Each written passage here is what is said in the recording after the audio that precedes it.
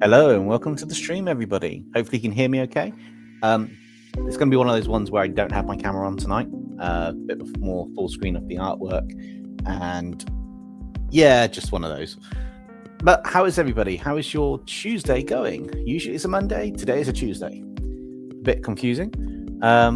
Also, wow, hang on. So, first off, Joa, welcome to the stream. Got Koifish Gaming, Red Knight, Minecraft Transformers, Ben. Oh, Minecraft made my voice go croaky. Yeah, Minecraft's a boss. So first up, Koifish Gaming, congratulations on being a member for 22 months, getting close. And Minecraft Transformers, thank you so much for gifting 5 memberships. Wow. And congratulations to everybody who got a membership, including Justin and Omenhart and Egg. That's quite a cool name. Yeah, if you jump into the stream at any point, be sure to thank Koifish Gaming. Hey Tegan, how's it going? So I've put a poll up at the well, on this one. So I put a little poll up, and it's basically, are we drawing a Pokemon or are we drawing a Pokemon trainer? Because it was a case of I put a poll out, didn't know what to draw, and the winning thing was something Pokemon related. So that's what we're going to do, which is quite cool. I just need to know if we're doing a trainer or if we're doing an actual Pokemon, and then we can start drawing.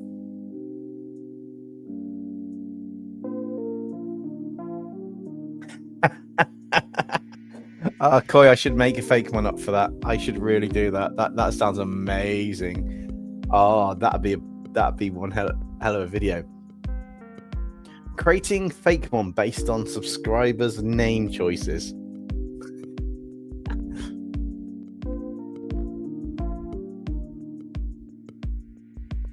Oh, there's going to be some interesting skits tonight. Awesome. I will get onto some of them a bit randomly through the stream, and I will also do the usual showcase if there's time at the end. Ideally, I'd like to get to the end of drawing whatever we're drawing today. Hopefully. If not, we've got to sort out. I do know also we've got to do a Q&A stream. So we've got to do a question and answers at some point, which will probably happen probably not next week, probably the week after. And then we've got a suggestion: Lucario and Guadalupe dancing with each other. Possibly, I'm not sure, because that's going to be yeah, that's going to be quite a complex one to do in a live stream. But, how many things? Okay, so if I end the poll, it'll drawing a Pokemon. So I guess it's a case of picking a random Pokemon.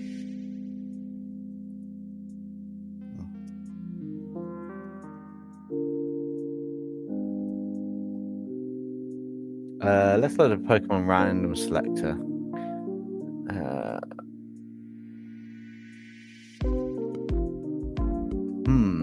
What could we do? Red Knight asks, how's the next part of the redraw going? It's going good. I've got all of them selected that I'm going to be drawing. I need to finish off the scripting and start the drawing on that one. So the plan is this weekend it will be dropping. Can't promise whether it'll be Saturday or Sunday night, but it will be dropping this weekend. And that's all I have to say on it, because there's nothing else done yet. No real spoilers or anything just yet. So I can... Okay, somebody put a number in chat. The first number in chat that gets put in, I will click the generate button that many times, and then we'll get 6 choices to work with.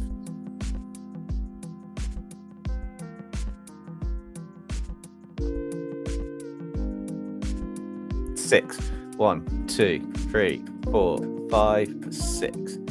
Okay, so our choices are... Oh, wow. We've got Tentacruel, Classic.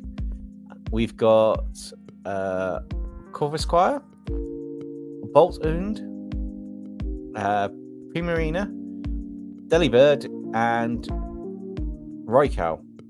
So we've got some interesting ones. Koi, I'm not pressing it that many times. Red Knight says pop-up. How do you mean pop-up?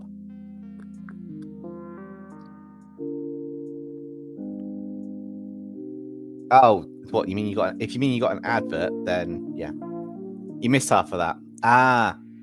So we have. In fact, I'm just going to share it. Give me a second.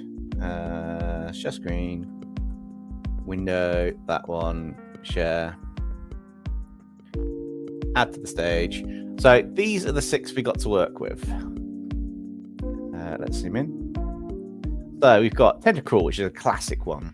We've got Corvisquire, Bolt Und, Primarina, Delibird, and RAIKOU.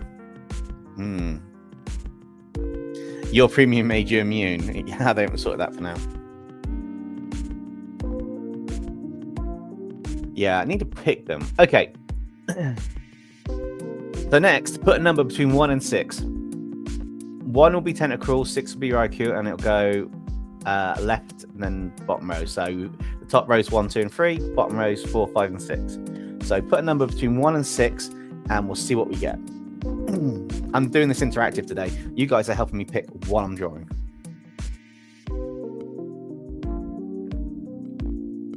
We've got 1 vote for a 6. You can only vote once, by the way, or this will not work.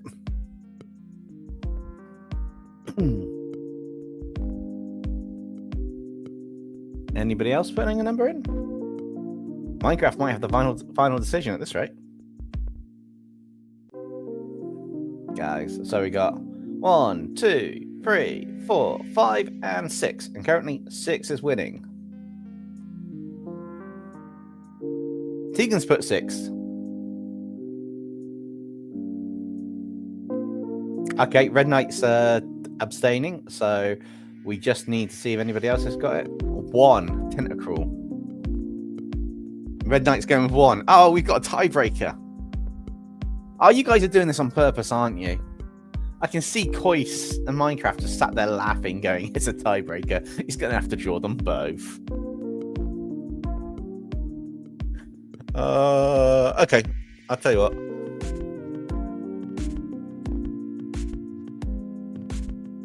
You said 1 is the jokes. No, it goes in. It's voted. You said 1. You said you didn't really know, and then you put a number. I might have to break the tie. No, it's fine. If it's a tie, then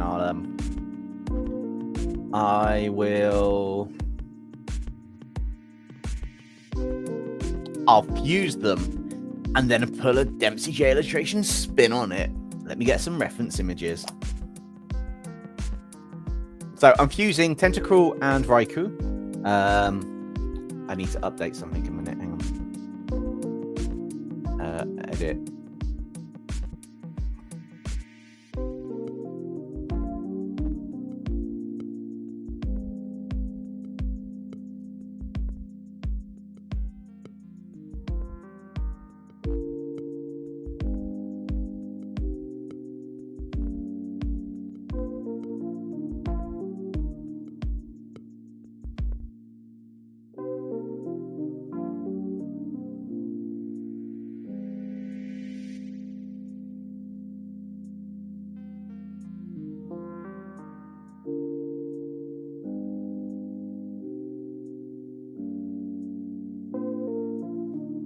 Okay. I've done the spin. Read the title. It's gonna be amazing. Actually, you could probably do it as a hat, but I'm going to fuse them properly. So let me get some reference images into PureRef, and then we'll be good to go. Right, that's where the fun stuff is. So images, that's getting added.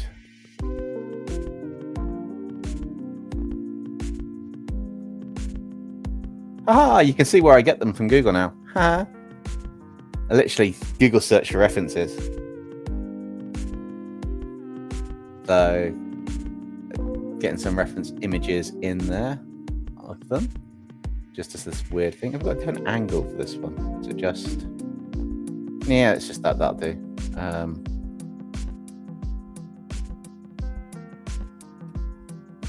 This is such a cool one.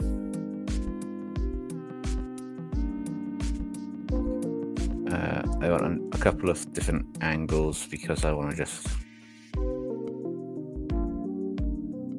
make it work effectively.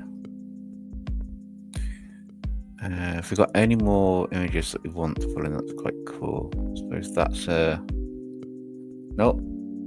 Okay, I've got enough references, so that's fine. So I can then remove that one and go back to the full screen. Yeah, you gotta have reference images. What I need to do though is I want to make this a rather interesting design. But to do that, I need a certain reference I found earlier. So if I get that, shrink that down a bit and move it near, because I've got some rather cool monster references, and I know some of them I'd love to use. I've got a really cool pose I want to use for this one.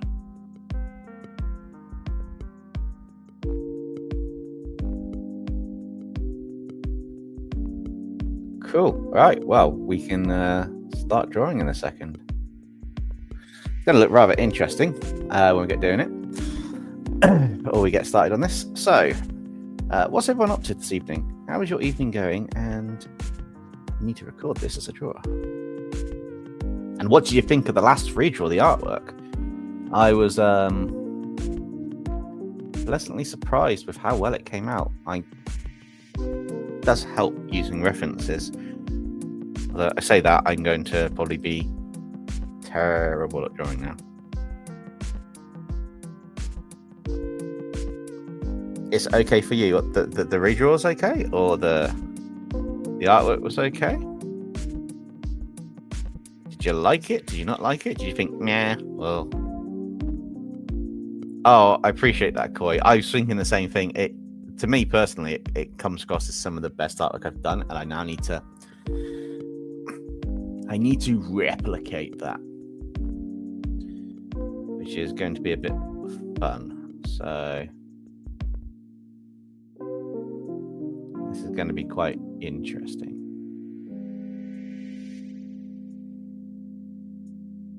On the plus side, I have had practice drawing a dog wolf type creature, so when I do draw this character, it's going to be quite cool. It's just the pose I need for the animal. It's quite cool, and the mask is covering most of the face, so that's going to be quite interesting. I need to basically draw an actual wolf type creature or a canine creature, and then build it upon that.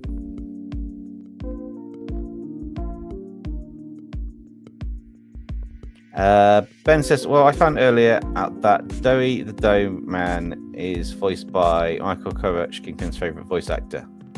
Yeah, well, then no doubt it's going to be in voice actor fusions, possibly drawn by Kingpin.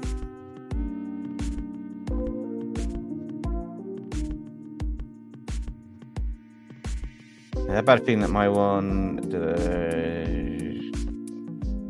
fair enough, Red Knight. We'll catch you later.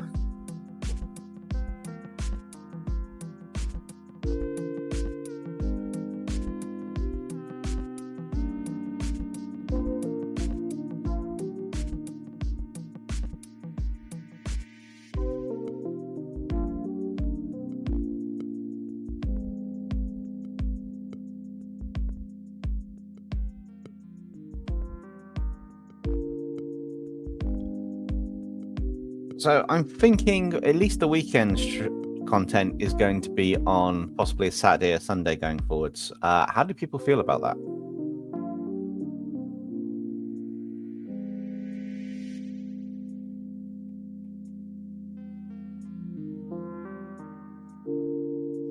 Don't forget, I'm turning this demonic as well as the thing, so I am going to be putting big teeth and creepy bits on this initially before I put the armor and that on. So it's going to work out quite interesting all in all.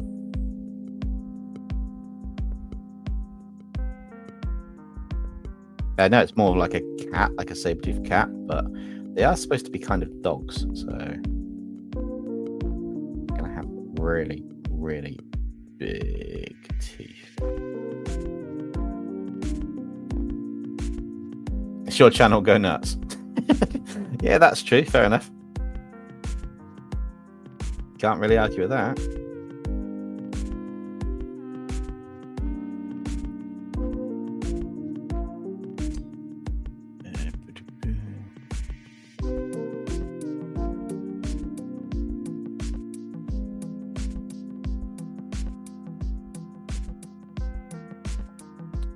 What's the side of the face look like? They've got these at an angle. It's like a mustache that goes wrong around its head. And the ears are kind of underneath the armor, so that's fine. I know this doesn't look right. This is one of the things you have when you're drawing. You've just got to sometimes tweak where it goes, how it looks.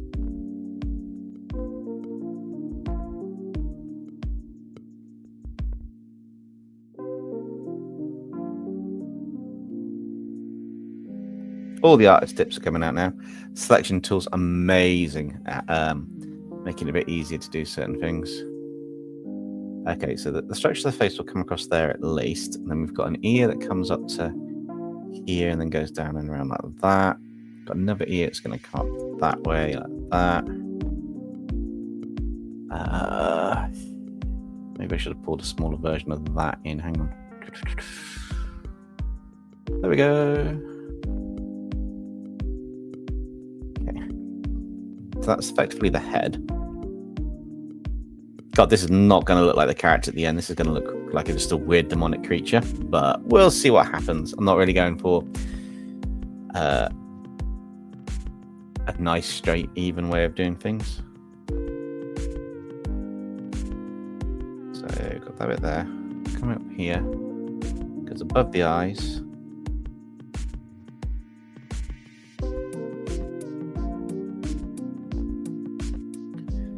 Here, and then it comes out that way. Oh, I can merge the two. Oh, that's a lovely idea to merge it. Well, that's going to look really weird though.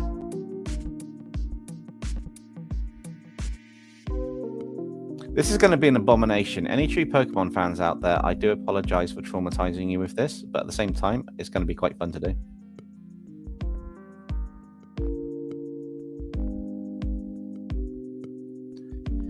Okay, and then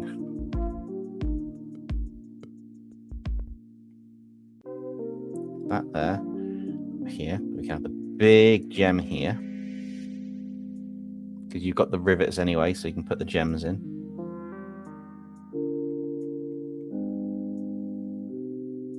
That can come over to the ears.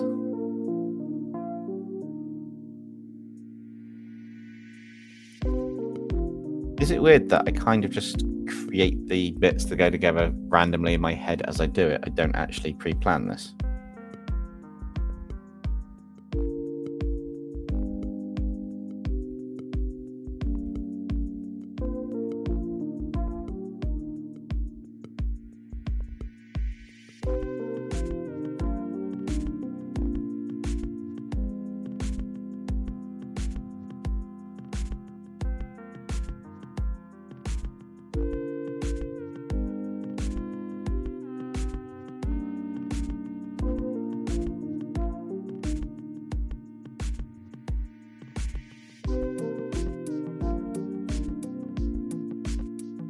That bit's looking cool. side of the face isn't looking as cool as I'd like it to be. I know the jaw is actually there. I don't know if it's because I haven't finished that side of it off, but that goes back. So maybe if I make it wild and going back.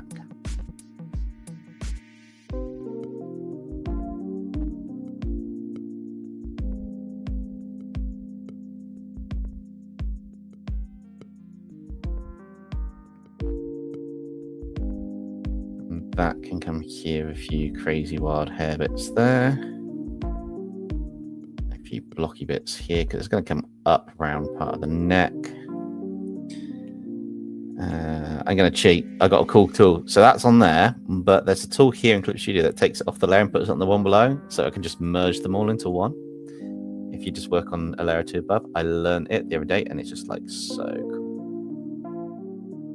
Also means I can then work and experiment with the rest of how this is going to look, because this is going to be quite an interesting one. Ooh.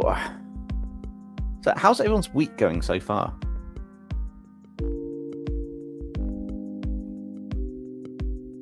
Anybody got any games they're playing at the moment? Any things they want to kind of work on or they're working on? Anything in production? Anything they're proud of? Any good achievements? Any monsters or something? I don't know.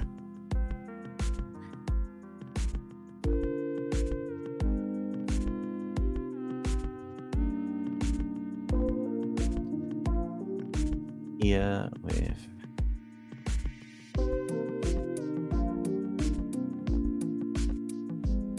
one,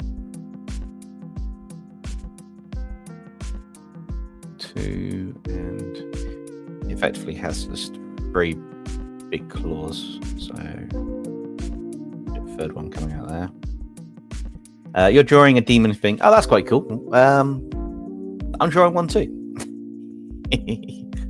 Which works out quite fun. Your grandmother has a cold and drawing a character. Sorry to hear grandmother's got a cold. Hopefully they recover from it soon. And drawing a character sounds quite cool.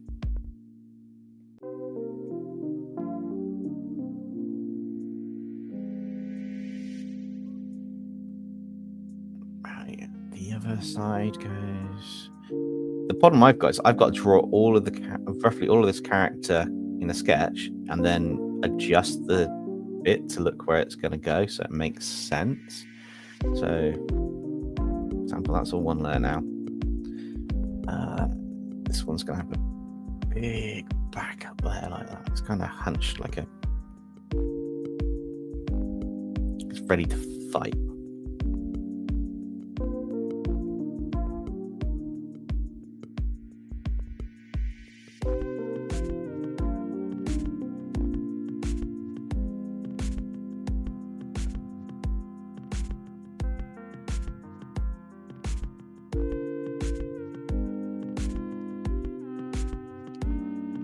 References are really good, and I'm using multiple references for the design, which is going to make it rather interesting. Working on a mini Optimus Prime in Power World. Oh, wow. Wait, you're building in Power World now? Transformers. That's amazing. I've got to play that actually sometime soon. Koi, I got to get you playing Power World at some point. Xbox account. Xbox monthly pass. I'm going to figure out at some point buying it, and we're going to do a stream or something. I'll figure out how to hook the Xbox up, and we're going to do a stream where we're both playing it or something. I'll figure out at some point. That's the goal for this year. You don't have a say in it, Koi. I'm dragging you into Power World.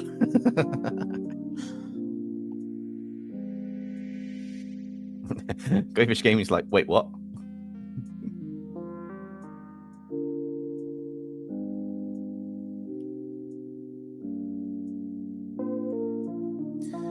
Okay, so that's that, and that's here.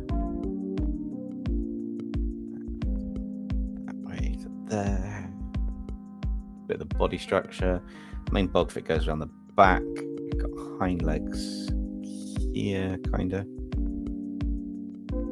It's almost like a humanoid wolf, but it's not. It's just the way the pose is. It's quite.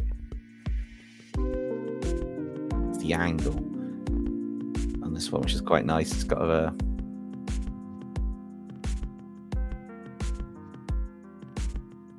you submit to the showcase. Awesome. Did I clear it last time? Give me a second. I will just double check. I know I cleared the artwork folder. Just let me check I've cleared the form submission. Yeah, I did. There's 2.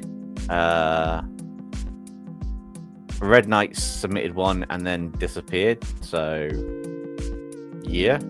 We'll have to look at that at some point. And then Ben's got 1, 2, 3, 4, 5 characters. So, yes, we do have that. So, we do have them. Awesome.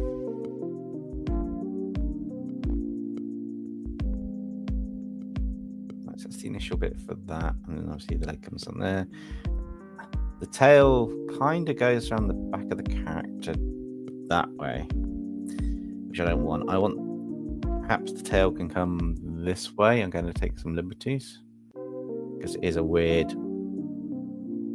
basically a tail with a spiky bolt on the end for electricity. Kind of got abstract sides as well, but I'll tweak that in a bit. And then here's where some more of the fun comes in. So what I need to do is start thinking about how this is going to work. So let's add the teeth, because this guy's going to have some sharp. He's got the 2 sharp teeth, but you know me with monster designs, I'm getting into the whole really nightmare fueled teeth.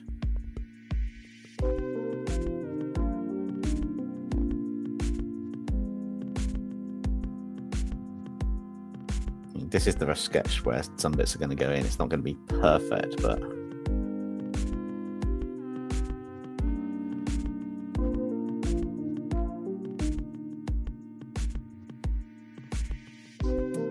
although being a wolf type character, they do have, or like a animal, I expect you'll have that around there. This is going to have fur coming up and around the back of the head, because it's got to have a mane at the top as well, actually, which is quite cool. So let's start working on this mane. It's Zahara. I put in the chat for you, Tegan. Zahra. Zahara Hoyle, which is Hoile. She's a forge master, which is quite cool. This is going to have these really big frilly bits. I'm not really going to change the design of these much. I just need them to be still cloudy looking on the back. That's something that still resembles the Pokemon. And this is going to be quite a random design, I can tell you now.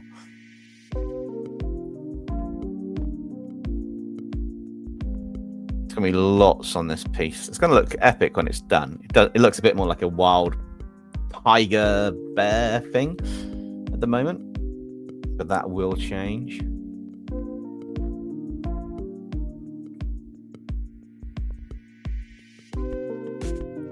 So that comes along here to here, and that's going to have to come up more this way, because it's going to eventually come into like this giant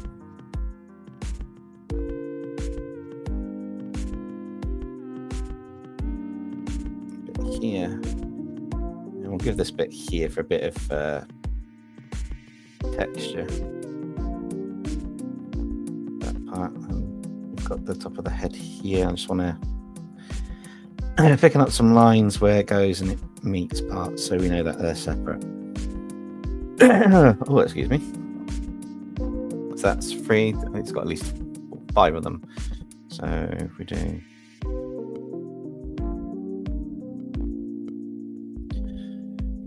this one just off the edge. I mean, I know it goes over most of the back, but it's not going to in this one. This is going to have quite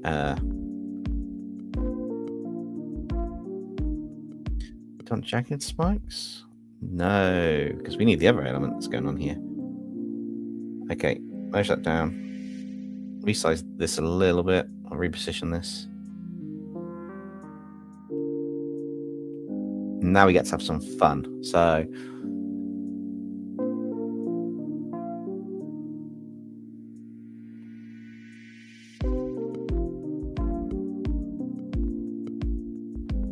about 12 tentacles, this one. Wow.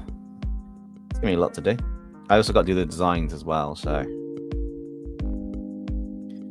I need to just roughly match in some designs.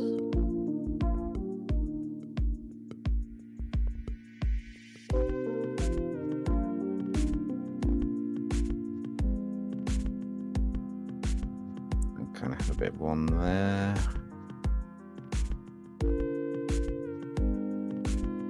That's it, really. There's no other real design on the character that we're going to see, potentially. Obviously, there's like a white pattern for the fur stuff, and I'm going to demonize this up a little bit more. I do need to do a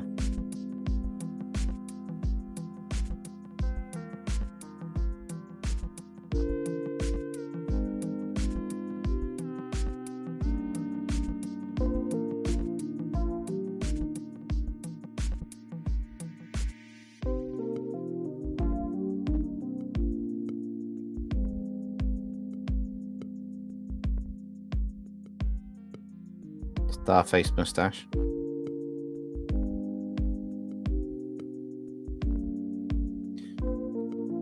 Which kind of means I can erase some of the detail.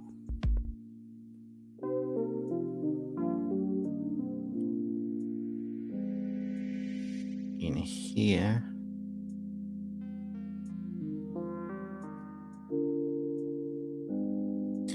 This is the most randomest thing I've ever drawn. I'll tell you this now. That I can recall. I've probably drawn worse on the channel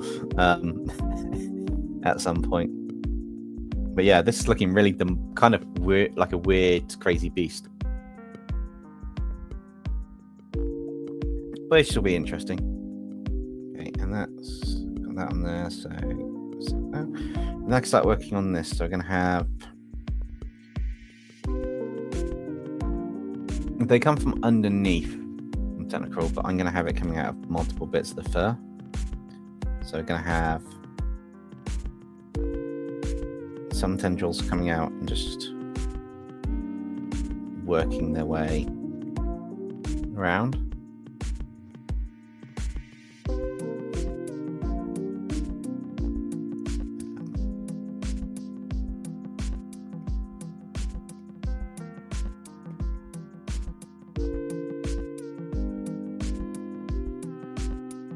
They almost look like pine whips, to be honest. Some lines coming out, randomly and going underneath. With the fur where it's jagged to come out.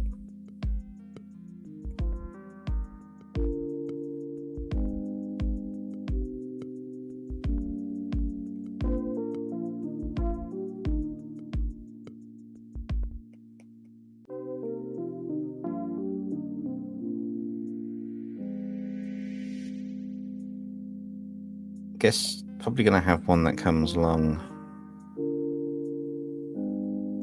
maybe this way. No, we need something on this side to come along maybe that way and around the front there.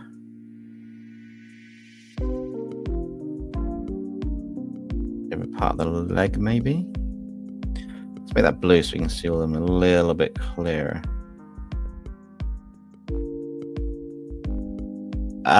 How did you do that, Ben? And what do you mean?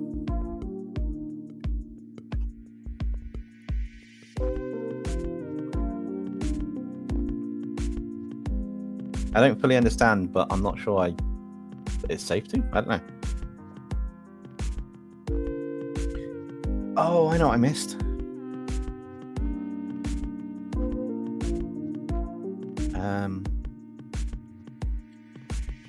I actually wanted to add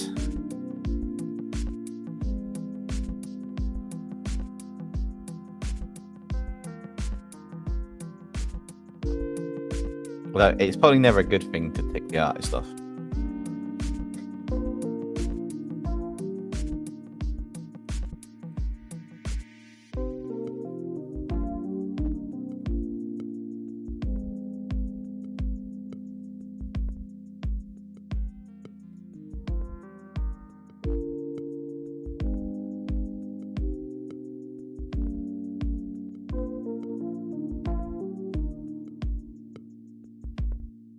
put a fusion of that has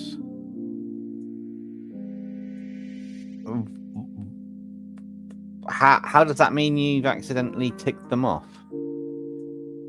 If you put your own fusion of the character that has that, then I don't get how.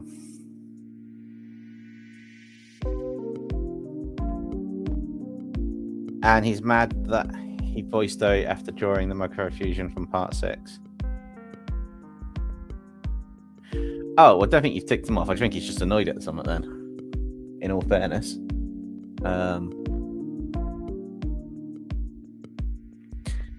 Okay, let's get all this on one layer. Right, I'm going to see where I can position this then. I'm going to duplicate the layer to keep it, because I want to keep a copy of it. I'll lock it and turn it off. And that there... Oh, sorry.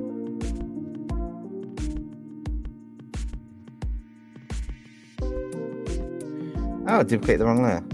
What an idiot.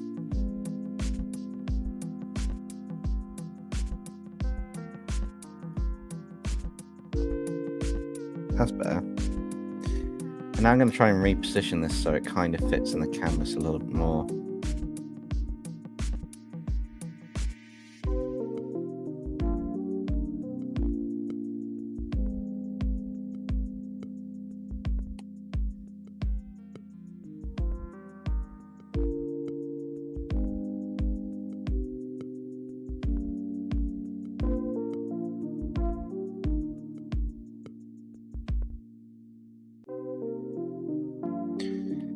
So we want a line art folder, which is going to have a line art in. We then want another folder, which is going to have our colors that we do. We should be fine. I'll put that in. Then outside of that, we just need one of these folders to become pure white. Sorry, files. I can drop that down a bit. Enough to see through? Yeah, it's enough to see through. Lock that. Make sure that's that and that. Go back up to line at 1 and start working on this. Okay, so I've read everything in the chat that's up to date, which is quite cool. So I guess if people are just chilling as we draw, and we turn this abomination of RAIKOU and Tentacle into a weird demonic creature. Thankfully, Tentacruel's kind of like doesn't have anything major, and I can tweak a few bits later. Yeah, so let's start this. Start the inking process. In fact, let's stop and save it for a second before I start recording again. It's always good to save every so often if you're recording. Or even if you're drawing digitally, saving regularly is very crucial. You can ask anyone who's done it. So that's going to come out from there. It's going to be...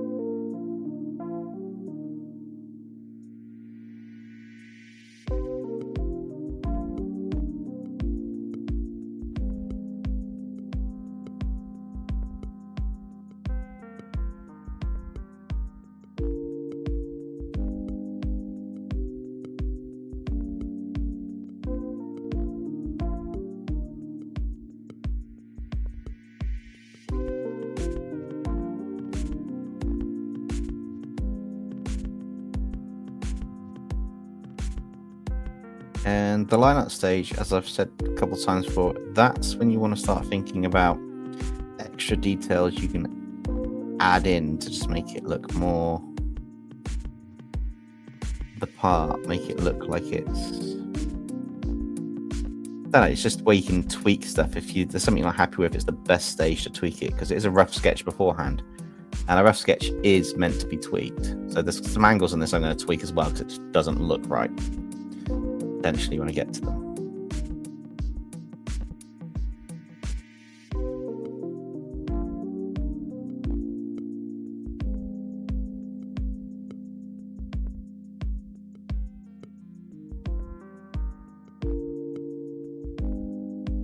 I need another layer to create a overall. If you've got a tool, use it. Now, what size is that set to? Go ahead, set to 6.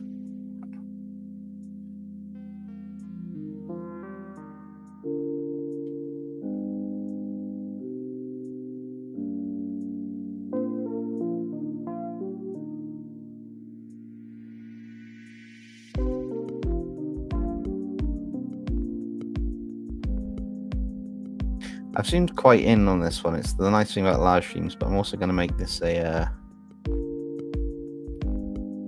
I want to record the live stream, so if we have something that turns out really cool, or I do something in it, I'm like, wow, how did I do that? I want to be able to just have that for a future video, whether it's a tutorial show. There will be tutorials coming out as well. I'm going to do a design note on some of the redraw artwork. Potentially the snake, the branch scale serpent, and maybe the dusk mane prowler. I'm going to use them and turn them into a bit of a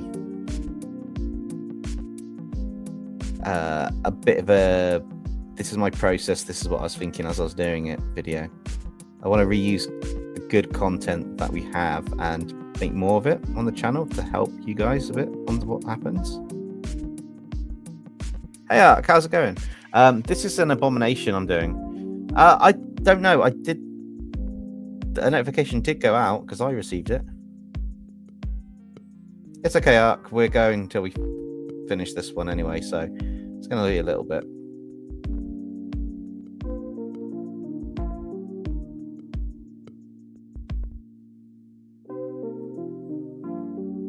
This is our fusion of TENTACRUEL and RAIKOU.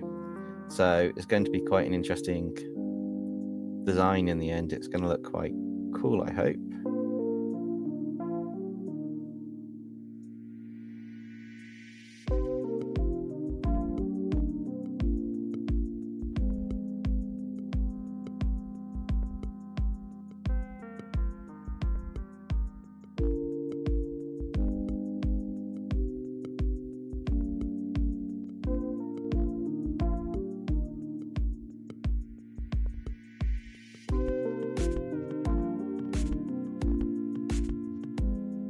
So it's going to be an interesting one because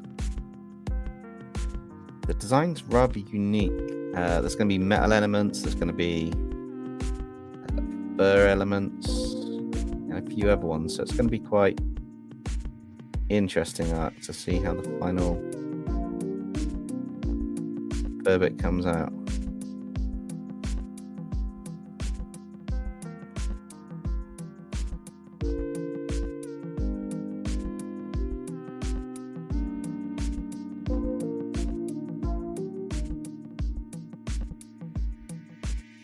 And there's like buggy elements. Ark, I haven't got a clue. With draw, you can make your own Pokemon. You could do whatever you want. It's pretty much nothing's decided on this stream. I didn't even know I was drawing anything Pokemon related until I looked at the poll about half an hour earlier. Maybe half an hour, about halfway through the day. I think I looked at it briefly. I think I mentioned it to Koi at one point. My hours and days have merged in. It's just all gone. Okay, don't want to copy that exactly. That one wants to go more that way. Perfect. And let's just... Somewhere else. Yeah, up here I wanted to erase a little bit of the... That's nearer there.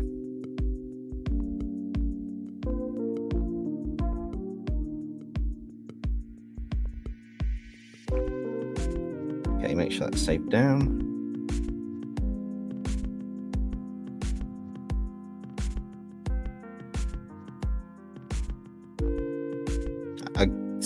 once we decided Pokemon, basically Pokemon was decided, and then we didn't know which one to draw, so I did a random generator and said pick a number, and it was rolled 6 times, and then 6 became the number that was done, but it got tied with the number 1.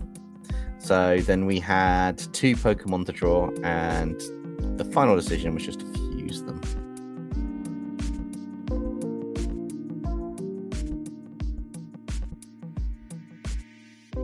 And then create this kind of epic monstrosity.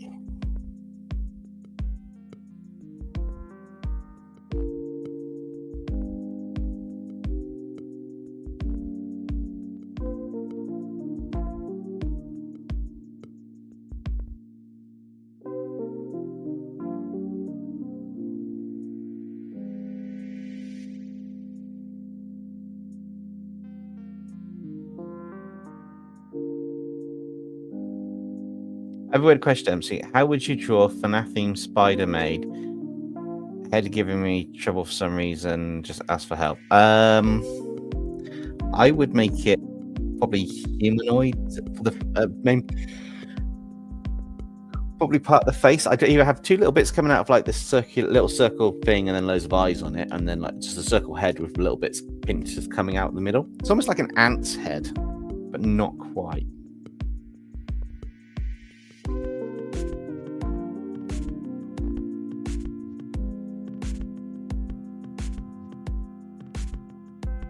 That makes sense. Look up. I got turned into a spider anime.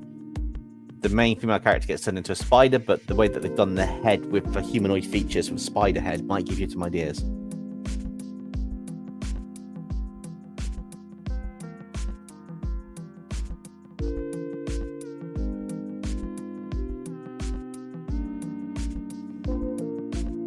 I'm going to be back in just a second, guys. I'm going to take a quick break while this is going on. So I will leave this on screen. No, I should put the Be Right Back asset up.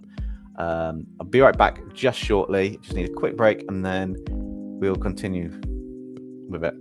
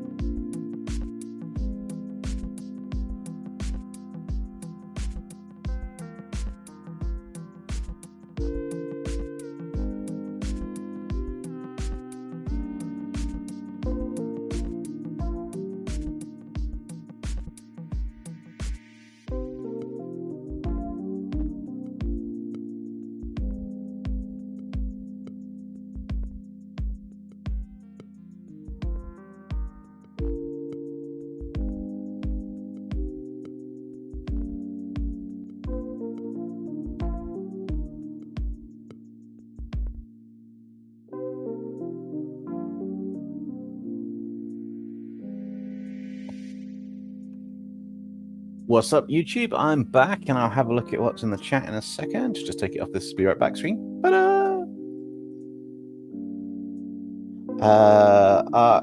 Is that Pisces demon breaking into your house? I haven't seen what that one looks like. There's a potato snake in your kitchen. Wow, that's creepy. I almost forgot to hit record then. I was about to draw without hitting record. I've done it. In fact, I did it in one of the Redraw artworks as well, but hopefully you guys didn't spot it.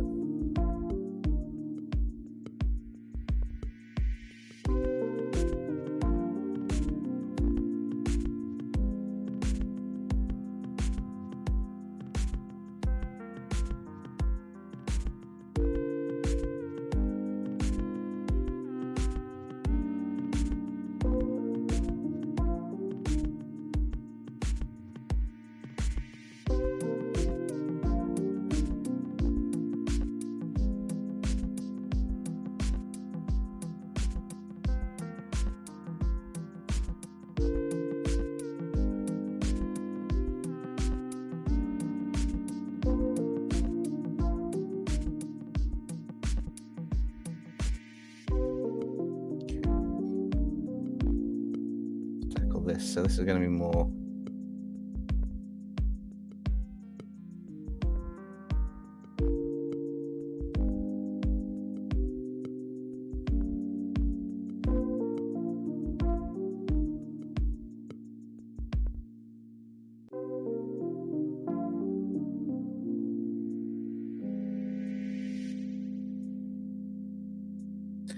it's basically more of like a pincer, like a crab's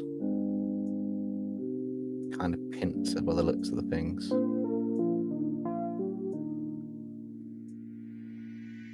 And this it does have the white underneath the mouth, doesn't it? Where's my reference picture? Yeah, it's just white underneath, but it doesn't look more like it's that fur, so it's just pure white. Like a white beard. Raikou with a white beard Pokemon. Shocking. Oh.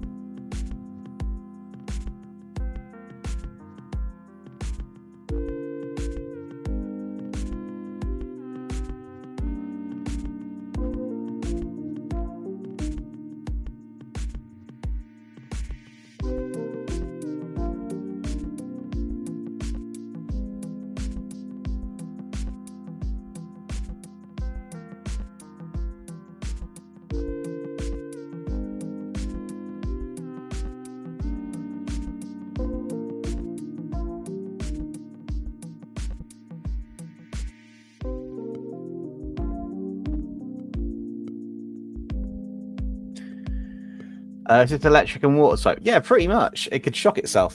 That was it. I'm a spider, so what? Sorry, I completely forgot the name of it, but I'm glad you got the idea of the one that I was on about. I'm useless at remembering names from time to time of series that I've seen, but I definitely remember the cool bits from them, which is quite useful.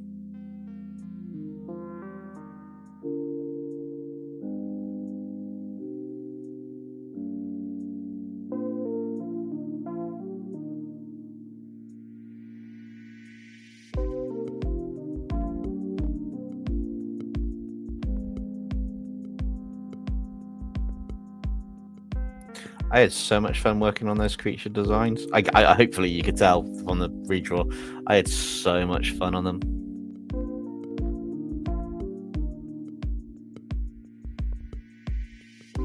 It was quite nice to just, once I got the initial sketch done, some of them I didn't even know if they'd look good partway through. I was like, I've got to trust the process. At the same time, I was thinking, yeah, this is looking terrible. And then I started adding the color and the glow and the post-processing, and I was thinking, I need to do tutorials on this. It literally was what I was thinking. I need to do a tutorial on how to do this. I also talked with Kingpin voice chat. It was so cool. I was so annoying. Oh wait, did Kingpin have his Discord or a voice chat thing open? Or are we on about in his stream? Did he stream? No, he's streaming tomorrow, isn't he? I am so confused.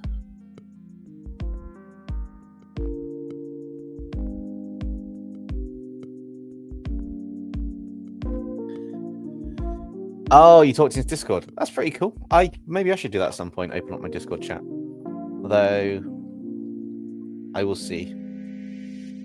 I do need to do more things on Discord, slot more chats, even if I'm not on. Like, I'm not showing my face. I'm just chatting about stuff.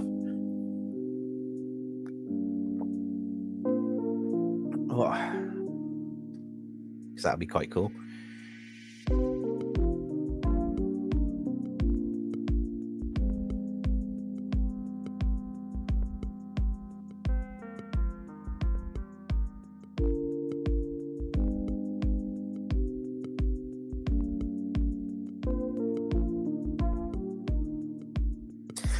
Don't worry about Ark. I'm sure it's fine. Kingpin's good sport. Probably had a good laugh.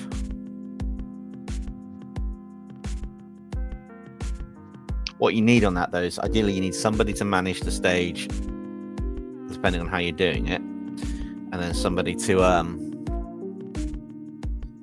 kind of be the talking, like the main person's talking. You've got someone getting people up to ask a question to then dropping them off, and they have to be ruthless. And it's not any disrespect. You can get 1, maybe 2 questions in, but you got to keep it down.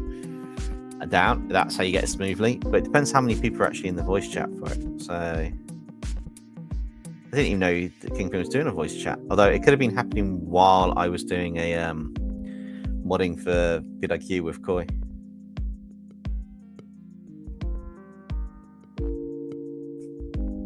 I completely I blatted someone. They pushed it too much. I blatted them, and then I had a mission from Koi going, damn. In all fairness, I wasn't mean by blatting them. I was following our rules to a degree. It was just a case of it looked so brutal.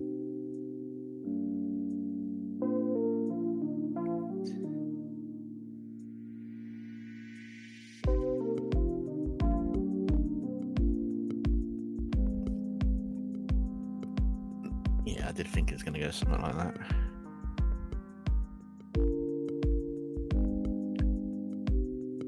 Oh no, wrong there. Only downside to doing the way I was doing it. There we go. Yeah, if I do it on the overlay too much, I kind of blat what I'm trying to be using. I feel that's going to have some bits underneath it just to make it look right, and then over it, which means that the eraser's going to erase this line here.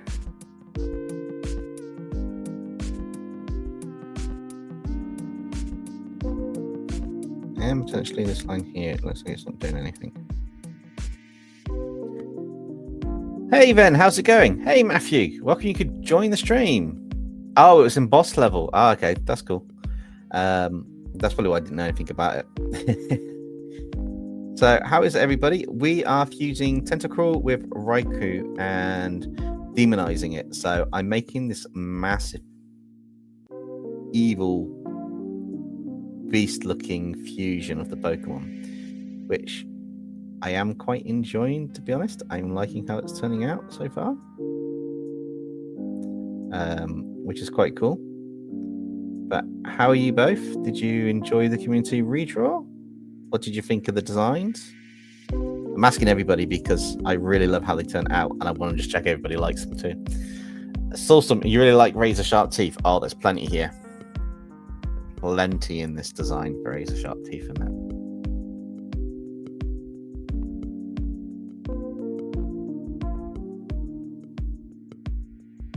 You loved them. Appreciate that.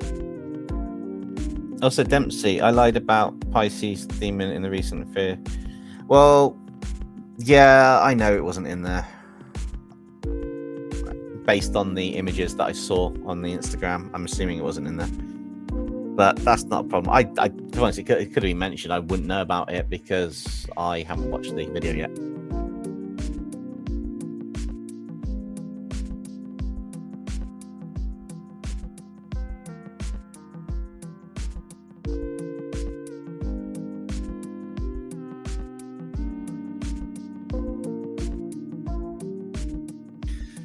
Now I need to go back to the reference for this. They were pretty good, and the fact that the Forge character is going to join Loki. Oh, well. It looks like they're going to join at the moment. I'm not definitively saying anything because of the next one. The next video is not done, although the character has met Loki before the others, so chances are somehow it's going to be involved. They're going to be involved with Loki, the demonic bodyguard. But I also felt Loki last year. I couldn't get my head around what I want to do with Loki's story completely. I got ideas where I wanted it to go, and the Council of Heroes redraw kind of added to that somewhat.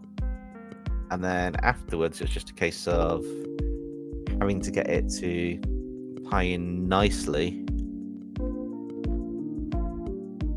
with everything else. I'm going to probably, once I've done this, I'm going to probably find a nice bit to zoom in once this is done with the head and stuff. Make it larger for features. I just need to draw the majority of this picture and then zoom in. I couldn't see it clearly otherwise.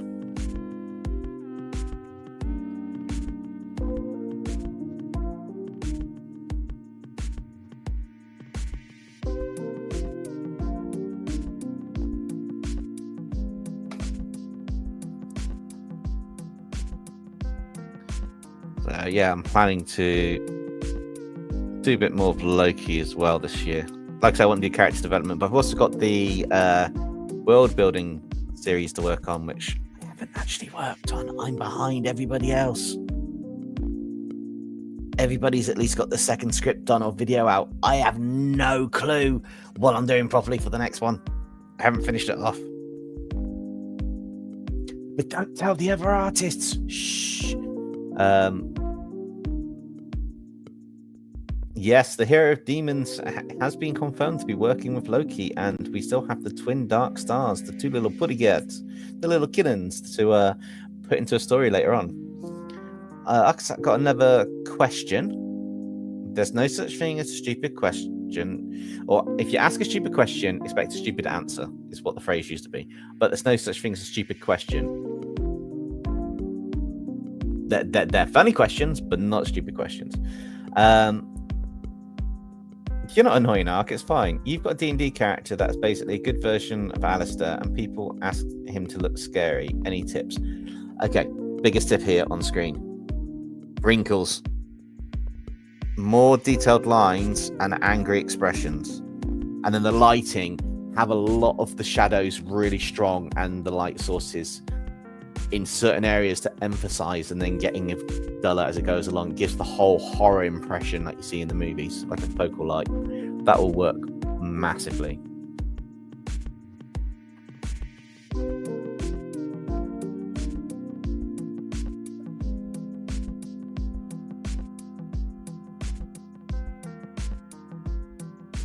Yeah, Nerds flies ahead of them than us. Though I've had a few things on to sort behind the scenes and stuff, but that's not really any excuse as such. It's just more of a what's happened, but it's fine. I will catch up with the world building. I quite like the idea. I've just got to figure out how I'm doing majority of it going forwards, just to make absolutely sure that it's the structure of it all more than anything else.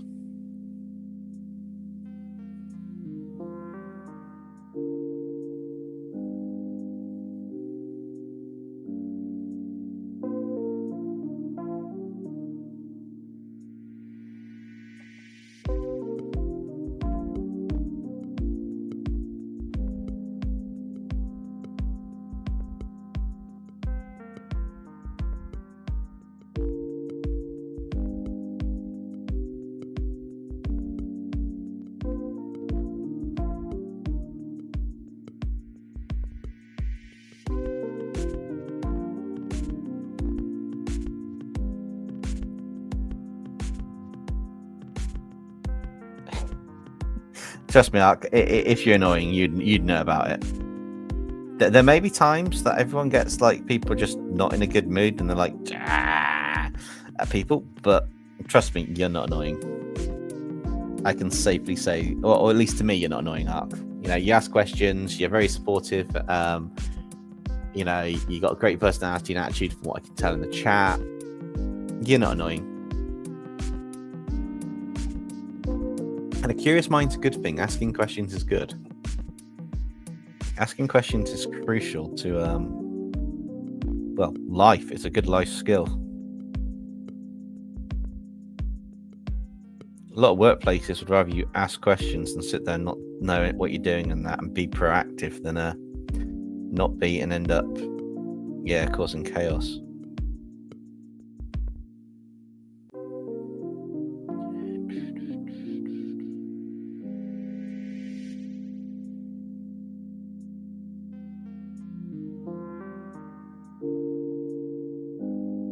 Yeah, part of this is definitely going to end up being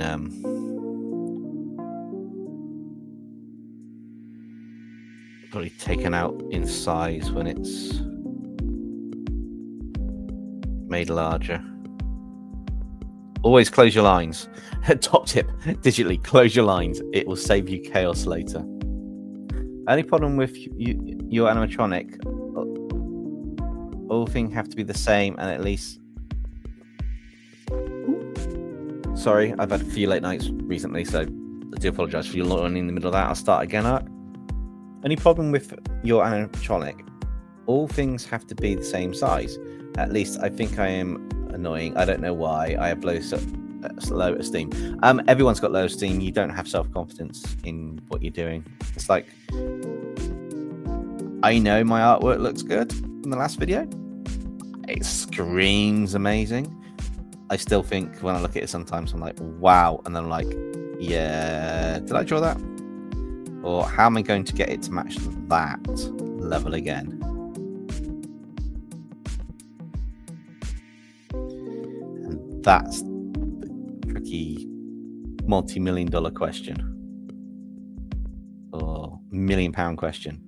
How do you get it to be that consistent again? Because I know what makes it pop. But that what makes it pop is also what might not be able to be put into the next time round doing that. Okay, let's finish this off. So this is going to have a light that comes down there and it's quite furry and it goes dark. This one's got a tendril that's going to come across here, so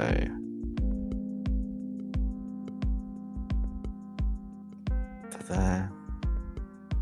And it comes out and goes across there. Perk of doing it on another layer, I can just erase the bit I don't want. It actually is a blessing digitally. So that goes to there, that goes to there. Hindish leg coming back here. There. My art finally gets to a level that I can say is worth $30. Ark, your art is definitely worth $30. Easy.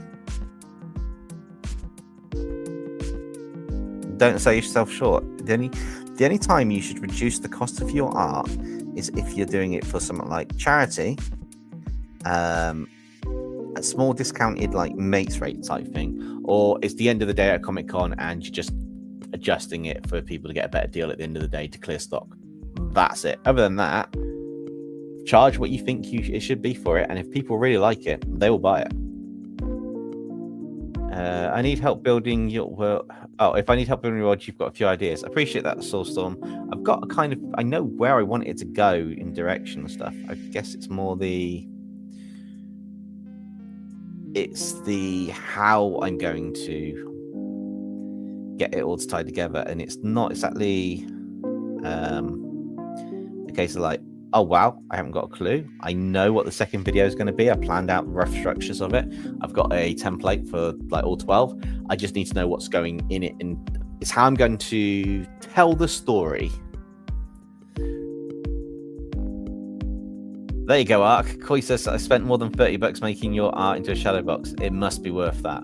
Yeah, definitely. I mean, that says it all.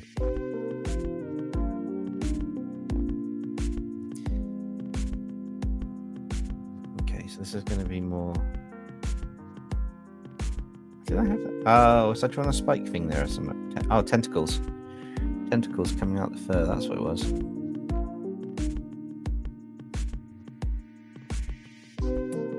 I'm actually going to tweak this. I'm going to cheat on this. I had an idea while I was drawing.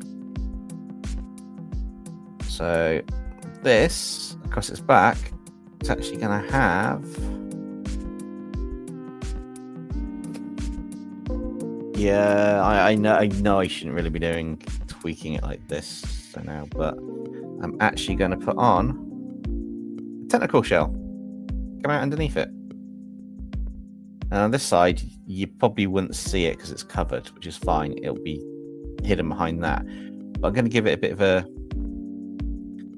shell, and then I'm going to drop them down. So it's not on this layer. I love that feature. Now I can just do this.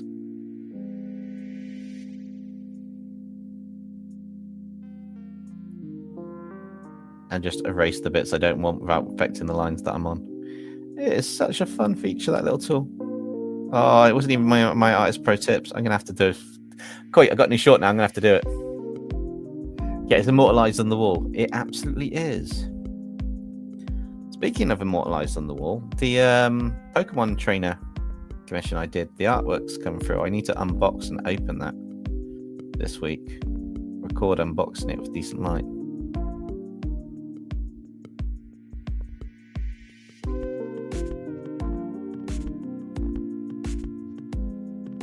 See, this is looking quite cool for like a creature design.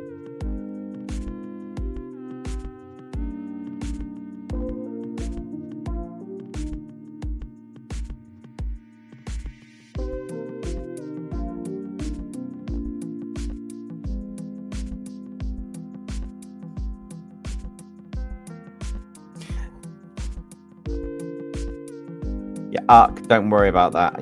You know, seriously, if you let somebody take the artwork that you've drawn and they want to do what, like, similar to what Koi's done with it, just don't feel like you need to do extra. You know, it's nice that you feel that way, but as Koi said, you know, they're doing it because they love the artwork and it's what they wanted to do with it. They've seen it and they're like, that'll look perfect like this. Let's do it. That's it. It shone out, it hit, and it's like. I kind of the world making's already got the world god, Els. She's been created, so we have that character, and it's kind of going through the story of an Iseki world. So introduced I've introduced the god of the world, and the world map was chapter 1 or the first bit. So the next one is working on. I think it's introducing the main protagonist, the Iseki person, and then going through that with interactions and then building up. I've got a crazy plot idea for it, but I don't know if it'll work straight away. It could be fun. I got to actually make sure I do that and type that up at some point. So that would be really fun to do.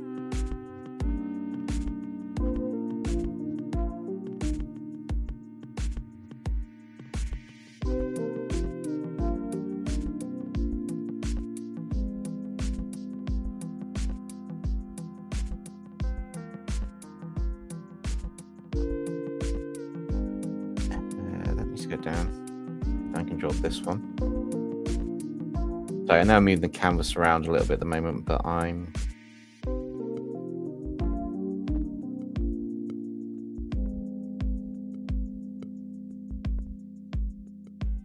that's better. I'm trying to be fast and confident with some lines and that, just to.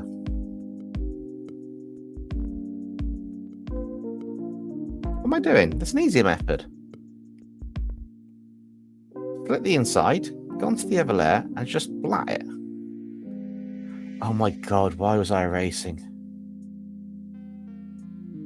Just why was I bothering to do that? That was just, yeah.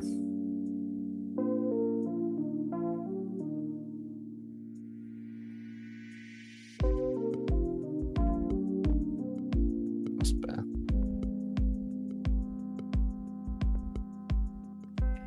What was I drawing off that side bit? Oh, a tentacle coming out. That's that tentacle coming along that way round and then coming out that way round with another bit going. And then all I do is select that and that, go to that one and just blam. Oh my god, that's such an easy way of doing it. Oh, what have I been doing for that? Would have saved hours of work in the redraw. Hours of work.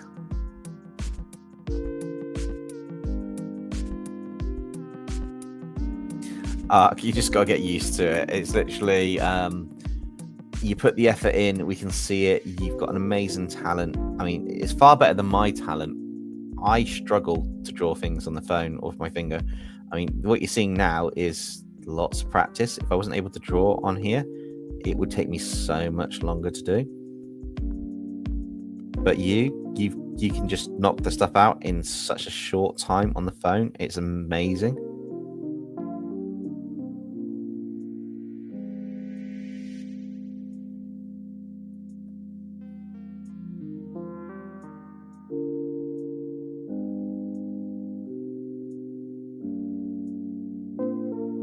Okay, so I think that's everything in the line art done. So if I merge that down, make that a full thing, which is fine.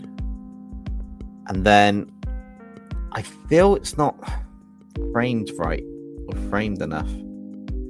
The head's too small, so let me just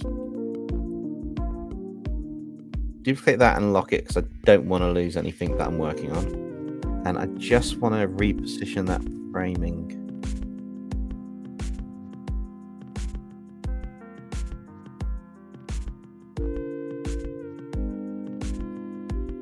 Basically, the idea is this guy should be the main focus, this face.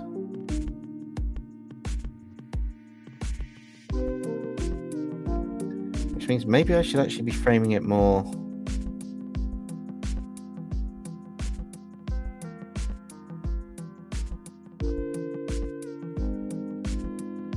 like this.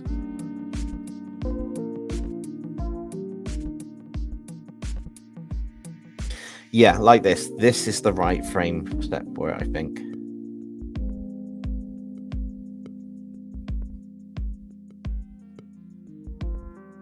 You got used to the phone, so please.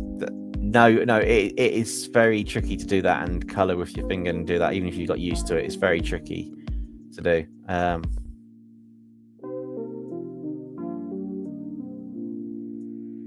Yeah, why is that? Because the notification should have gone out because I set it to public at least a good half an hour plus beforehand, and I had the notification come through to my email. So I did like the hour before. I was trying to make it so it wasn't too... I need to go to the very top anyway. It wasn't too much of... Well, yeah, just too much of, yeah, it's there in your face. Right, so let's get these colors sorted because we're gonna have the colors of the character, but we're gonna make them work. Koi, you know what's gonna happen with some of these colors? It's gonna have a glow up. All right, so let's have a look at that blue, and then on the tail. So it looks like it's coming out of his face. I love that already. That's looking so cool already. Right, I want to get the yellow body because it's going to have a yellowish underside. So let's get most of this fur working.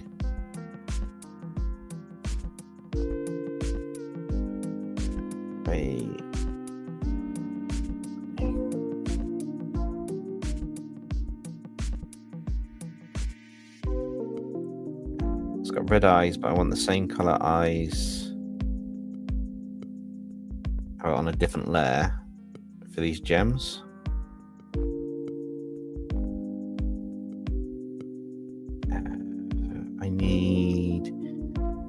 I want to use the original colors as close as possible because that's going to give the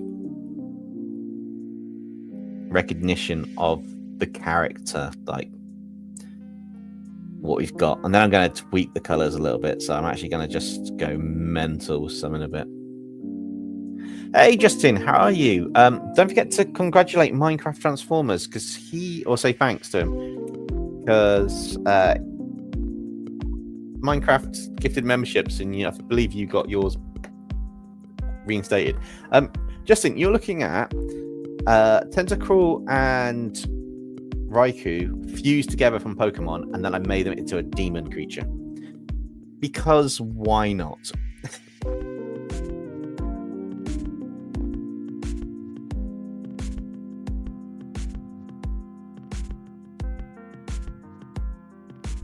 Yeah, I got to check my tolerance on some bits. I got to zoom in on them.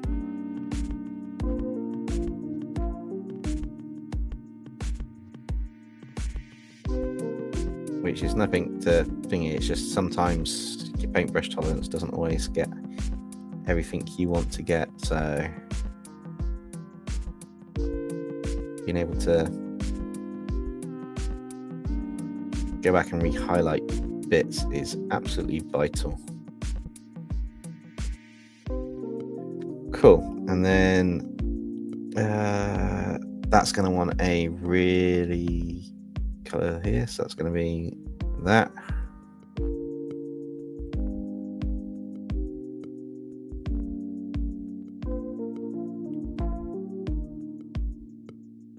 These bits here.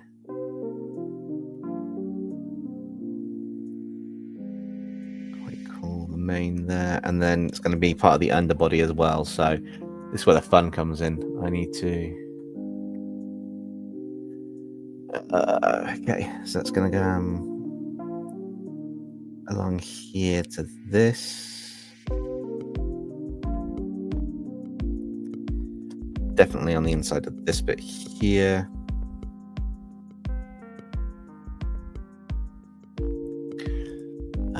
Under this overlay potentially here, and then the underarm bit to there, and it's probably going to go somewhere like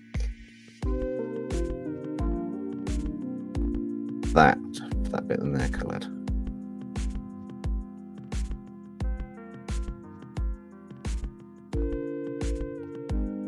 Bear in mind that I'm colour blocking bits out, but I've got other bits that are going to be going in. So now we've got a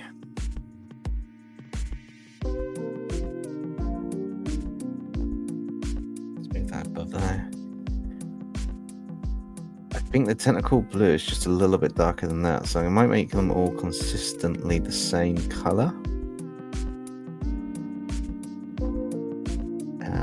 Which would be for the shell and the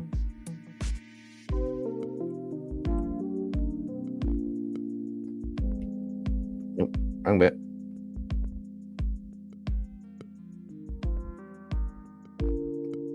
Which worked out quite cool for that.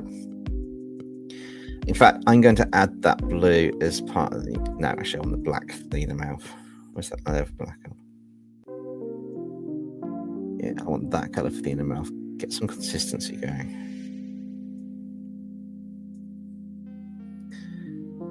Which is going to look kind of cool.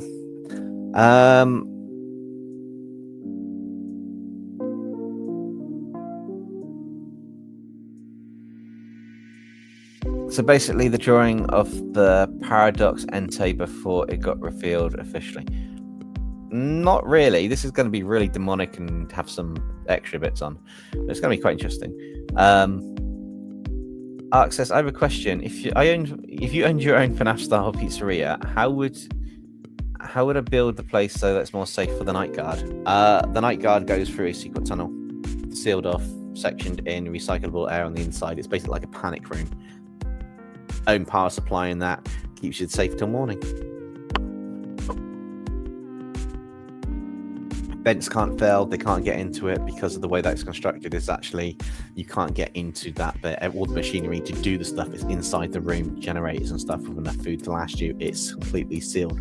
Once you get in that door, it's shut. You cannot open it from the outside. Only open it from the inside. It's because of the power generator on the inside, you can't short it.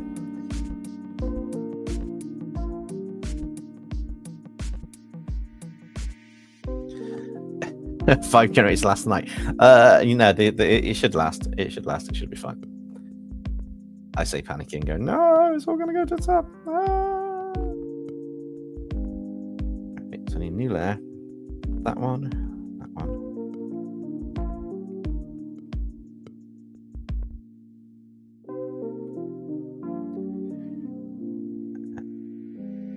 I'll put another layer in because I need to do the teeth. They're going to be like the offshot blue I had last time on the teeth. Was it that one? I just went down there a bit. Yeah. I mean, I know they're yellowy white fangs, but I got to make this demonic somehow.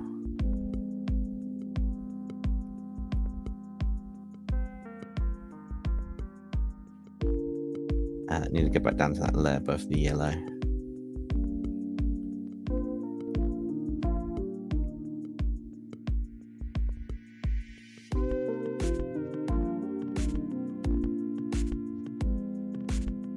Yeah, that seals that bit nicely. Well, there's the teeth one. Teeth were down a bit, weren't they? Was it this one? This one? This one. Cool. So above that, I want the pinky flesh for the inner mouth. Probably a bit lighter.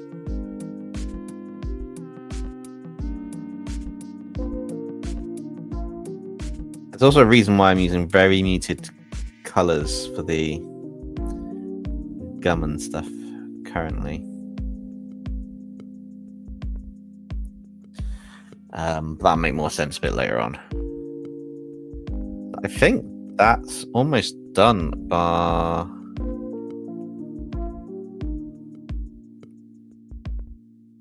maybe they should be black.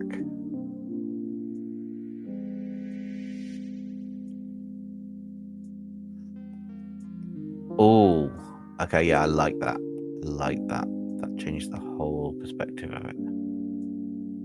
Like that.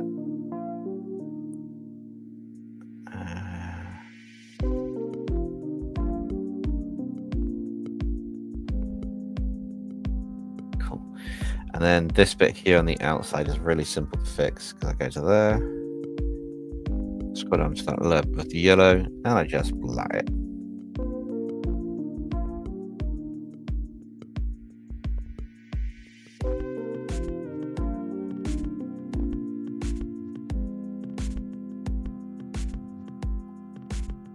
Did I not black that already?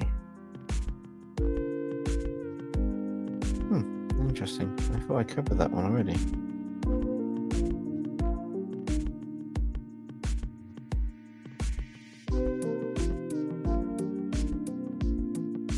Okay, so this is the flats done, and I'm going to just stop recording and save this a second. Also gives me easy pass. Young, welcome to the stream. Hope things are going well with you. Draw a 5-bar getting a Cinderella makeup by Blue Star and Son for they're from Warriors books in series of cats. Could you try drawing? I could put on the list of potential videos to look at doing.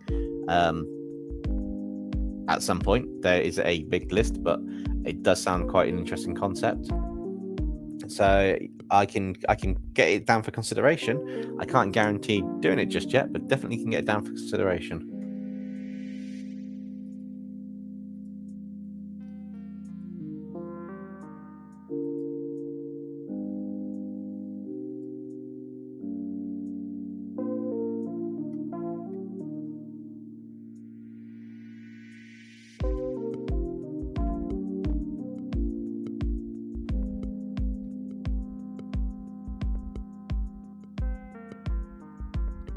need to start recording this again.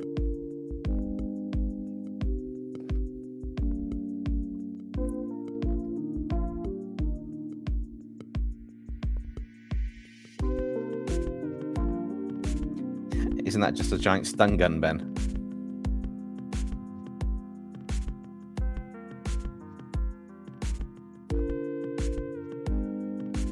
Let's have some fun with this.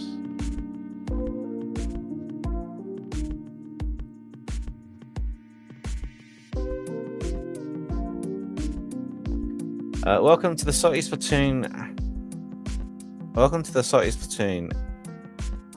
How so far are you? Oh, hang on. Monica. Right, we got to skip. Okay, hang on. Let me put that on the side.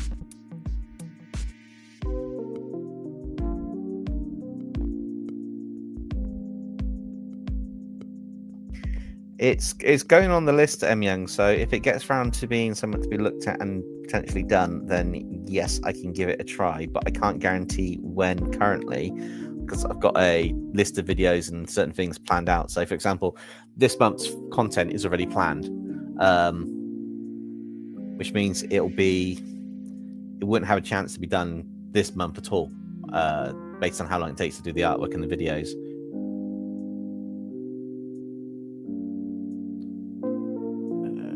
I need to get some these features in, looking way more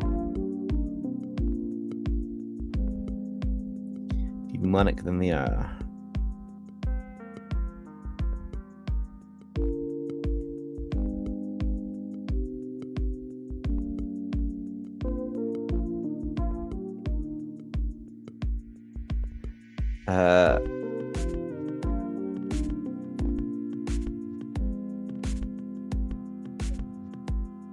Maybe that is a point, possibly, Ben.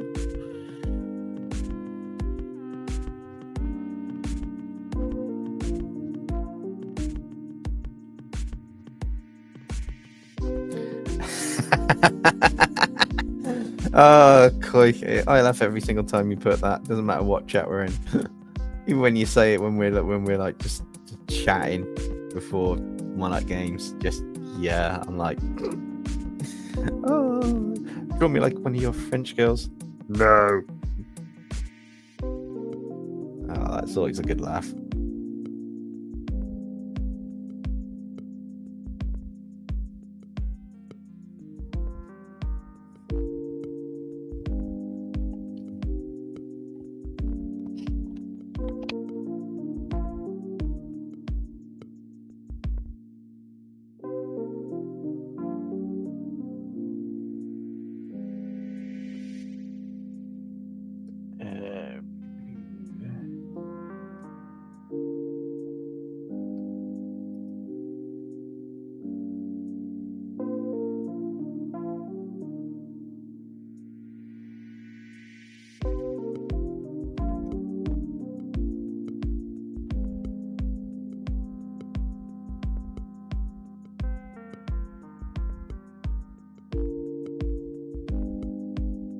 Oh, Koi, question for you. Do you ever get a notification about your own video when it goes out?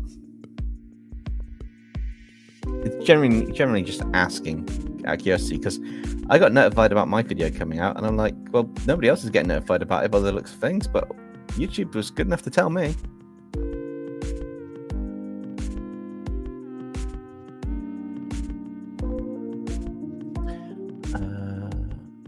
How about drawing me like one of your French demons? Well, that's one way to change the narrative there. Boy, look at what you've started. Everybody wants me to draw them like a French girl now, or a French demon.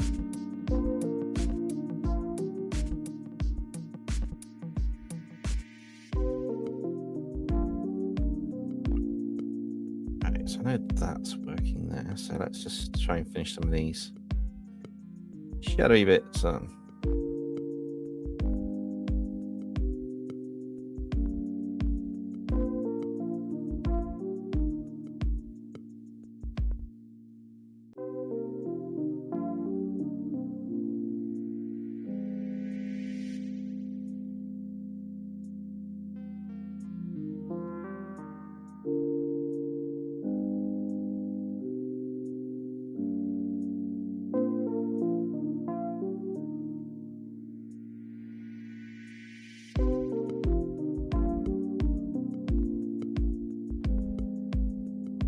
Not me, I'm good. Yes, sometimes. I don't want to be drawn as a French girl or a French demon. I'm too ugly.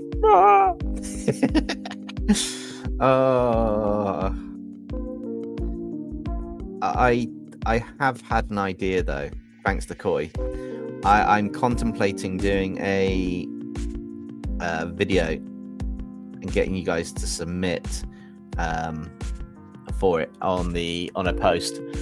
You've got to create the name of a fake mon, and I have to draw my interpretation of it from the name alone.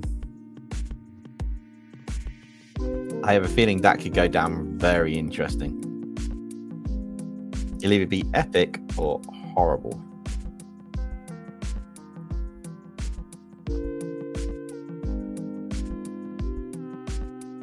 Overlay and that color. Right, let's start adding some glow into this.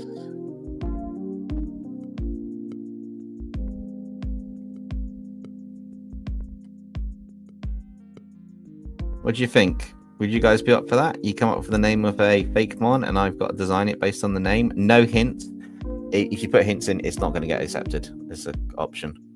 It's literally of what you want. It's literally an interpretation based on the name.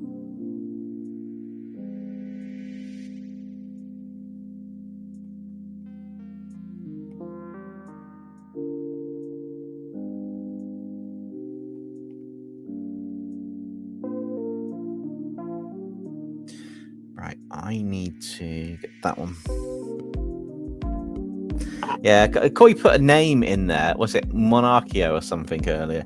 And yeah, I just thought that would be rather cool to do as to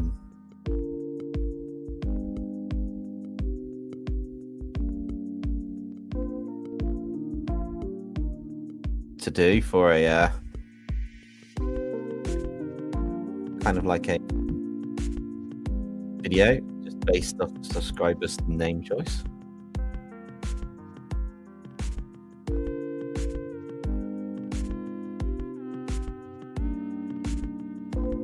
That's supposed to be blue. That blue there. So why is that on the glow touch glow? A bit there. Overlay next. Yeah, things don't pop until near the end on these, which is quite a thing.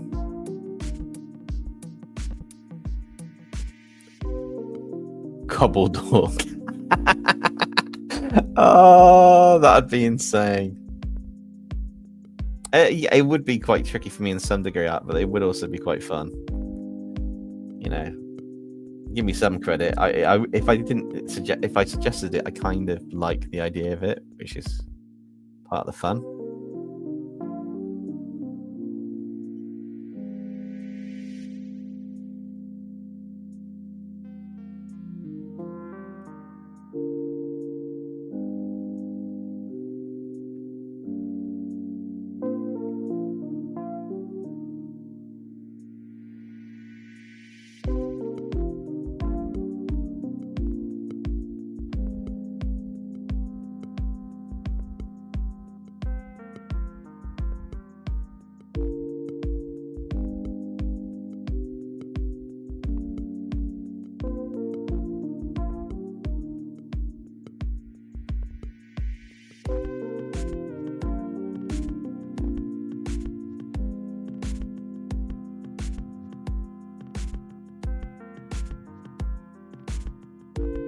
Oh, wrong tool.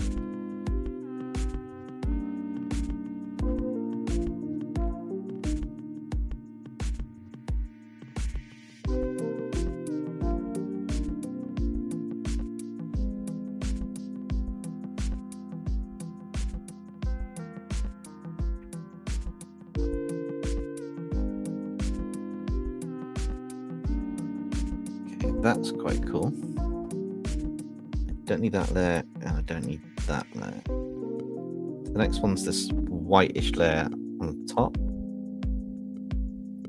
And if anyone's interested, I do the same technique on this every single time. So the only difference is certain bits of glowing or different changing color here and there. The rest of the process is the same, so I've explained in previous videos, and I'll be dropping some tutorials out Aiming to do some tutorial extra bits of content this month, even if it's in shorts.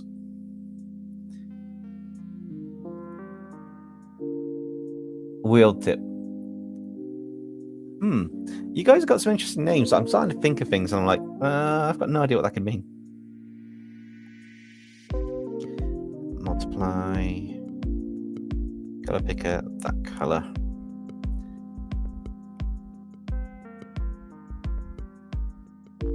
Yeah, that needs to go down there.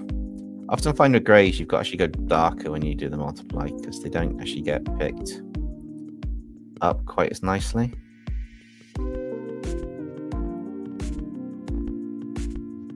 In some elements or areas, which is fine. I'm not expecting them to be perfect, but it's often nice if they do what you want them to do. Okay.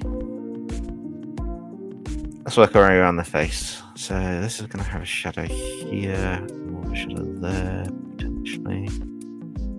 It's going to get less of a shadow, let's get less of a shadow.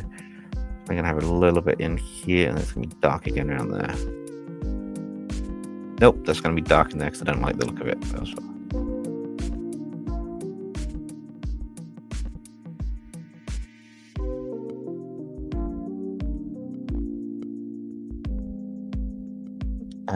You didn't factor that there could be a spirit of it.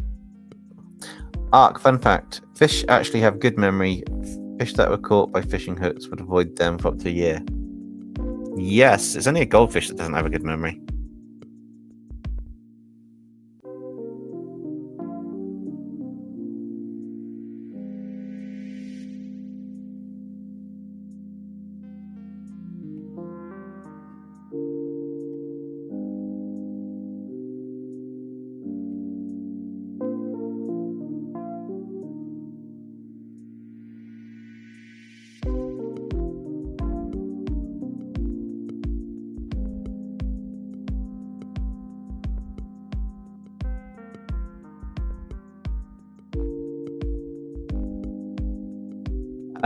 In the computer game, not very long. In real life, I would probably survive until the end.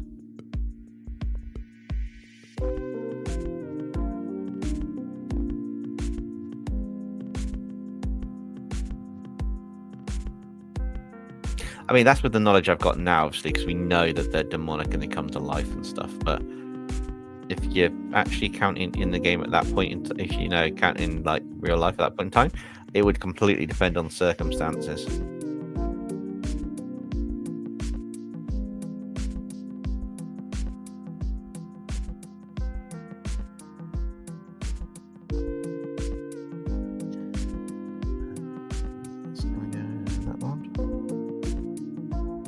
There needs to be covered.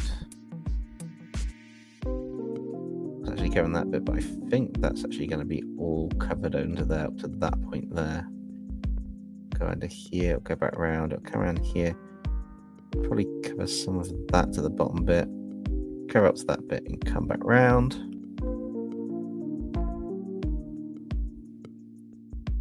And some bits of the fur in here would and wouldn't be covered.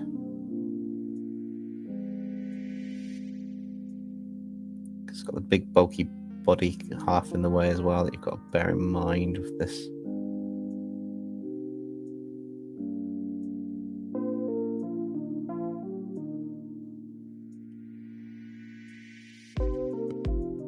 So maybe all that should just be covered and then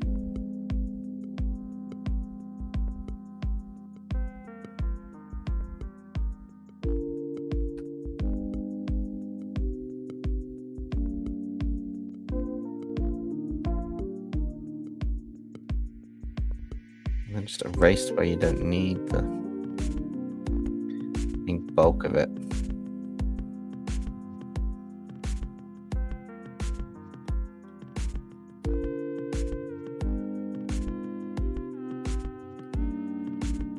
When they're harsh shadows, they don't look right, but as soon as you thin them out a bit in a few areas, they were.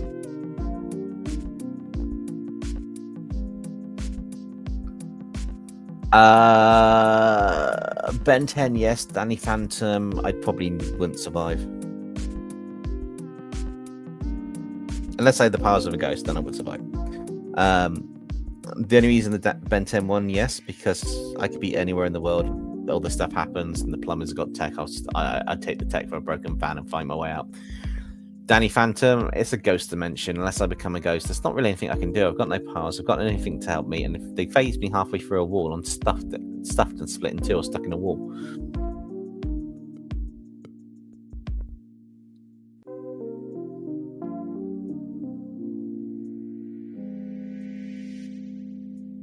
So it's kind of like a catch-22, unfortunately.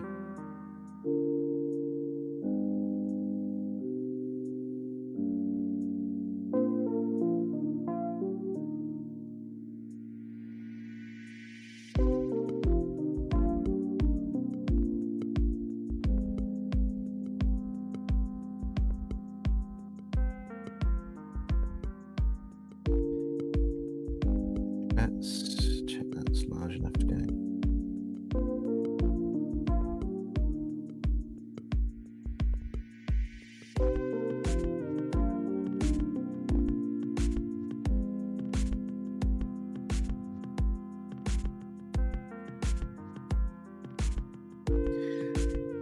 Get a couple bits of that on and add glow and drop that down for consistency. No, actually, I want that to stay darker for that needs to be more gravelly fur. I can add stuff later. What's the next layer? What was that layer?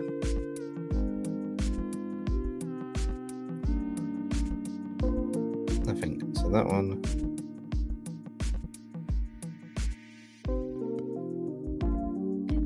This is going to be an interesting one. I like the color of this, but just wondering if it needs another color mixed into it or not.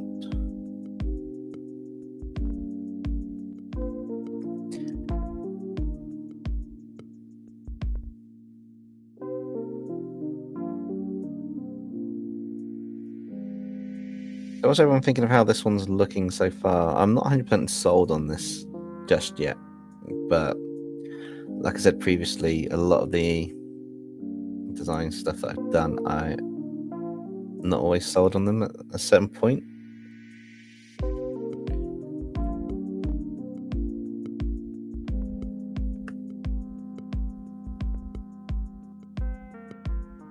Okay, so this on the face is going to be shadows. It's almost going to be like a hard bug exoskeleton for a lot of these bits.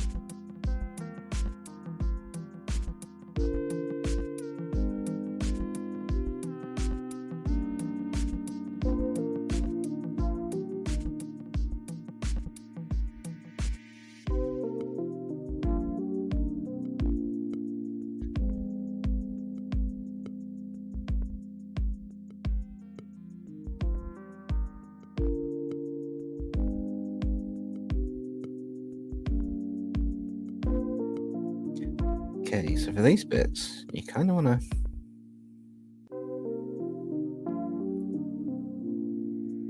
just very slightly I have to bring back some bits, but I want to keep some of the darker elements there. That's going to be completely dark with a little bit of erased in the middle just to give a light impression, but nothing much. And then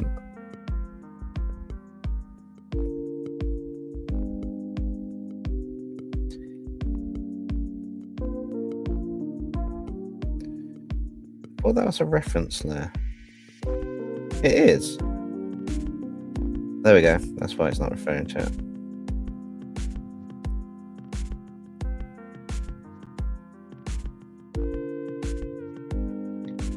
I kind of want to cheat on this one. So add glow, fill that in.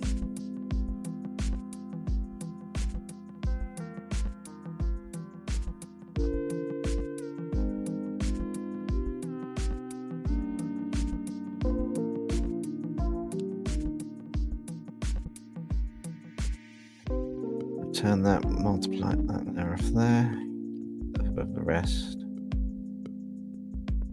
Go back to that now. So duplicate and duplicate. Filter, blur, Gaussian blur, straight for the roof. Do that a couple of times. It works really nicely with glow effects.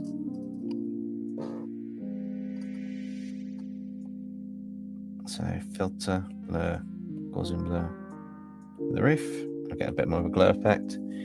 Because don't forget, this is kind of like an electrical demon, so I don't need to have to do much detail on this tail. I just need it to be glowing to the point it's like, well, the nth degree.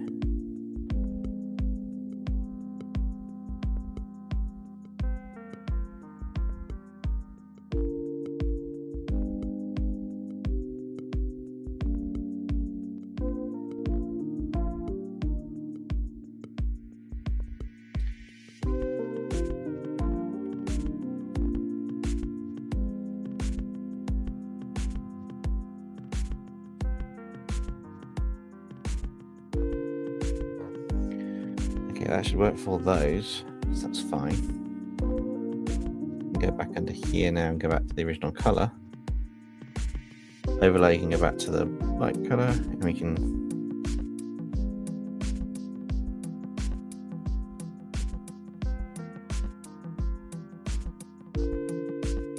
get kind of making this look a bit more sharper.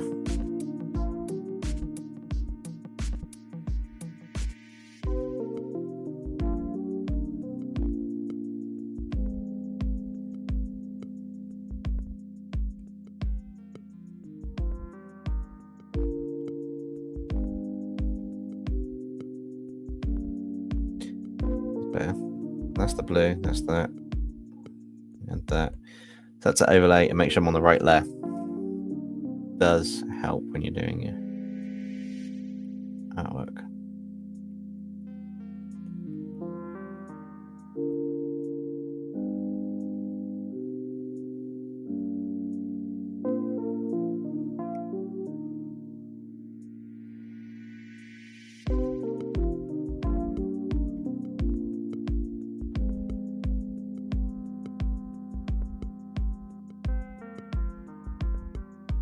It's all about the little details or the highlights you can kind of do.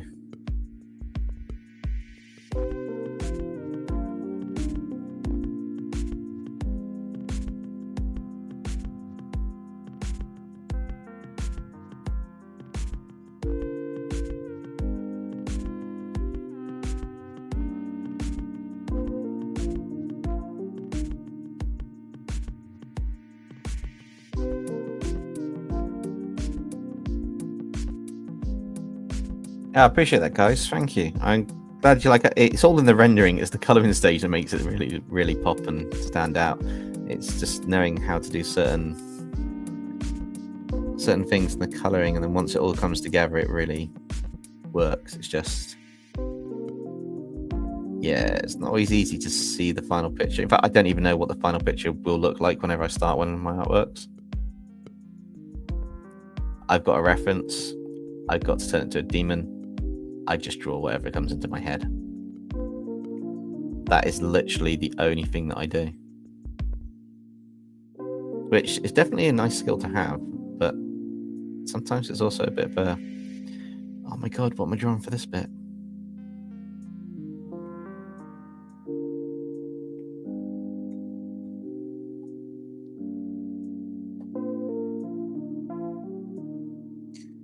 Okay, so for those, we've got that there, which is the, oh yes, the eyes.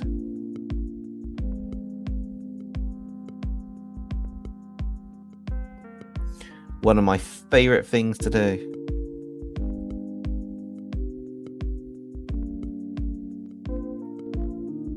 I think it's just the eyes only. Yeah, the eyes only. And this technique will probably work on the other layer as well, but this is the fun part.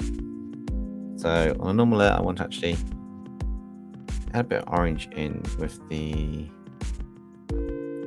soft brush. Drop that down to make it.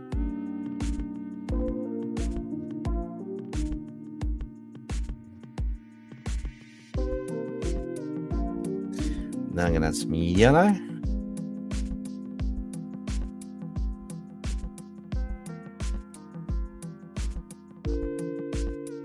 I know he's actually got some eyes in here, and I might add those details in momentarily, but for now.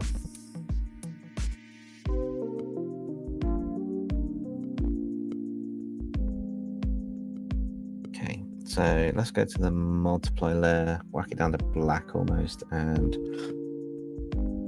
add some cool eye effects in.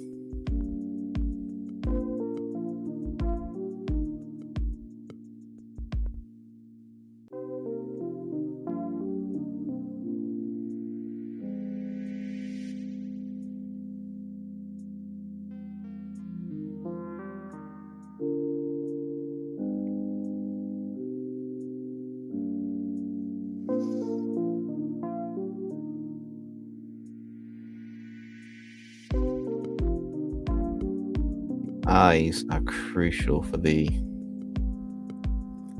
overarching design of these character.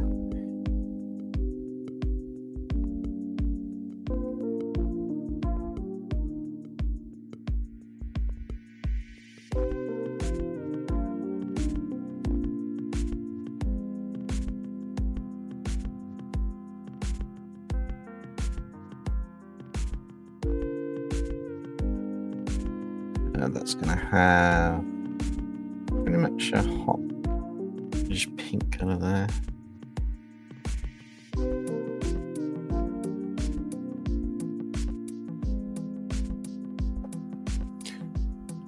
And it's going to have a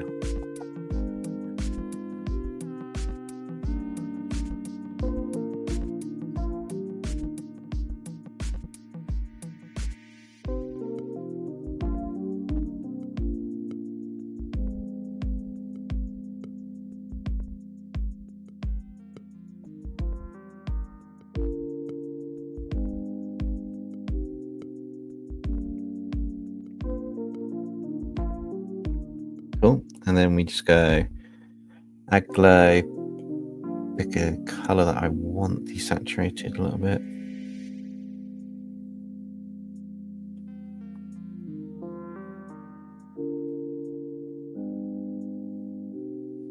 And now you've got a pair of eyes that just pop out the screen, which makes me think I actually need to make some darker. So I need to go down all the way bottom down here, grab that multiply layer, duplicate it, and maybe again, and also maybe that one needs a duplicate by 1. The eyes get lost a bit there. I think I need not so many of them. It's kind of working. What time is it? I know I want you to go till we finish this. I also need to balance out that recording. Oh, we got plenty of time yet.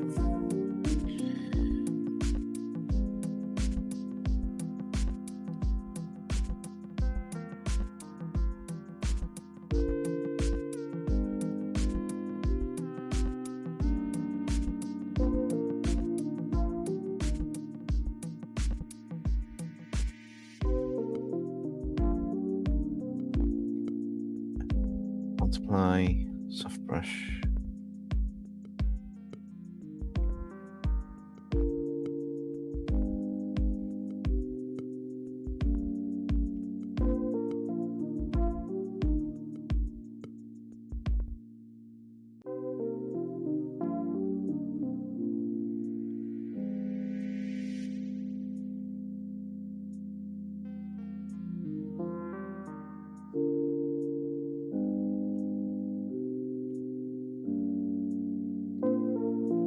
So these have got, oh, they got that design in them. Okay.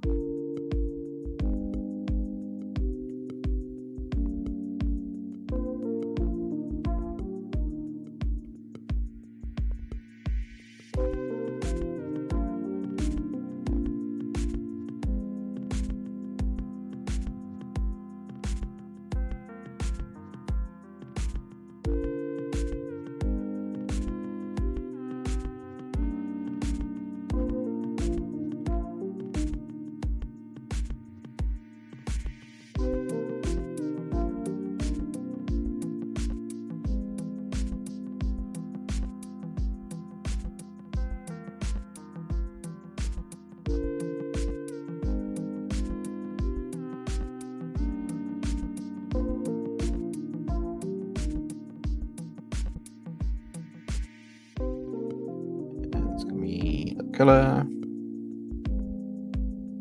Oh, well, we're going for about 2 hours. We are about halfway through this, which is making sense. Guess it's just a question of seeing how far we actually get with it in.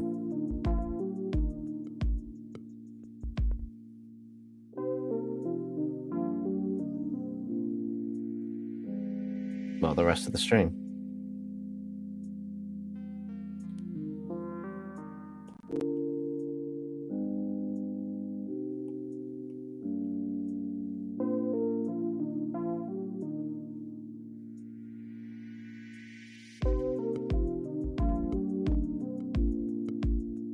Yes, don't ask how green on the red makes yellow, but orange. It does on the color glow thing. Sometimes the colors you expect do not happen. Color theory in its greatest exploits. Nobody's got a clue.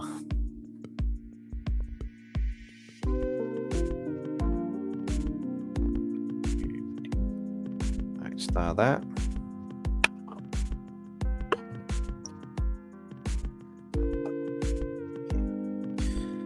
So now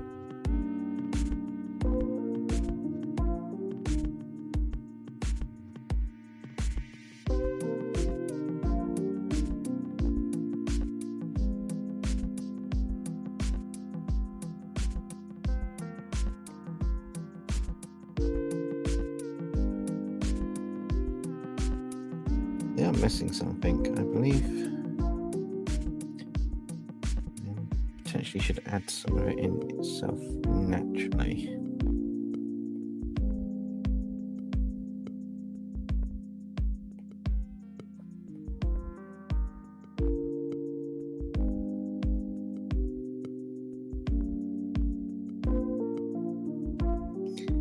And then add glare with that and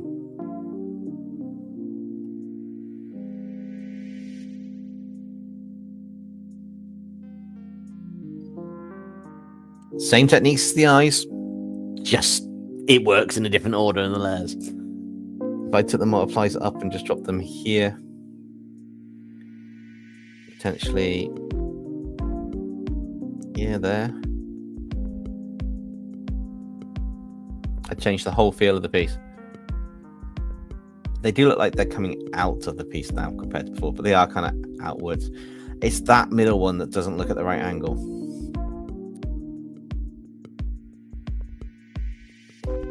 Which is like a whoopsie, I made a mistake. All right, a quick stop and a save. Oh, and a stretch.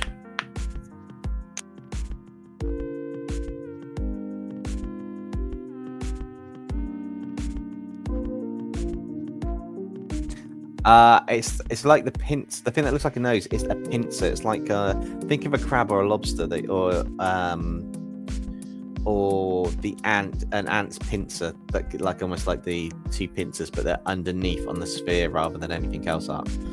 A bit hard to explain, but that is kind of what they are, or they remind me of anyway.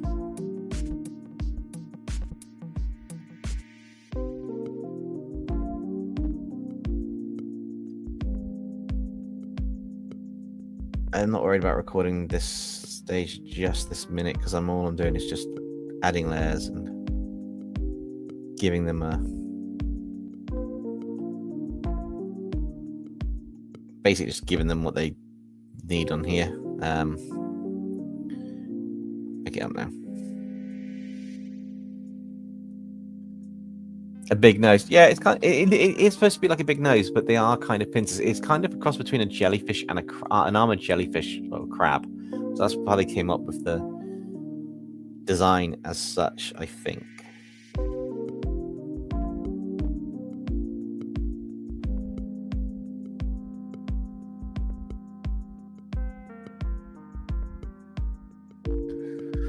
Ooh, 2 seconds.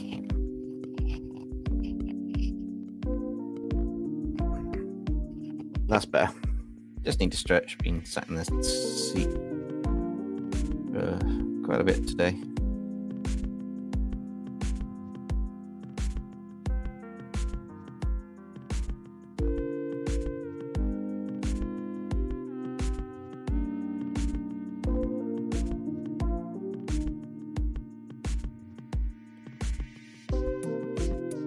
Yes, I need to be more aware of the lore and stuff for Pokemon, because so many things have changed in it. I haven't kept up to date. I know Ash is gone. Sorry, Ash, you're gone. We don't need you anymore.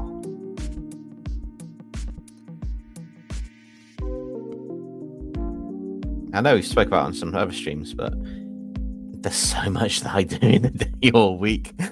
Especially being a content creator, there's so much that you do. It's like, yeah, in your brain one day, out your brain the next.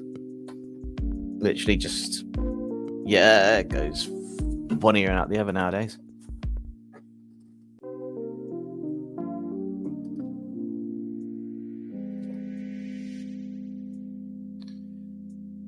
I've kept up with it and it's too weird in your opinion. Oh, okay then. Maybe I shouldn't ask.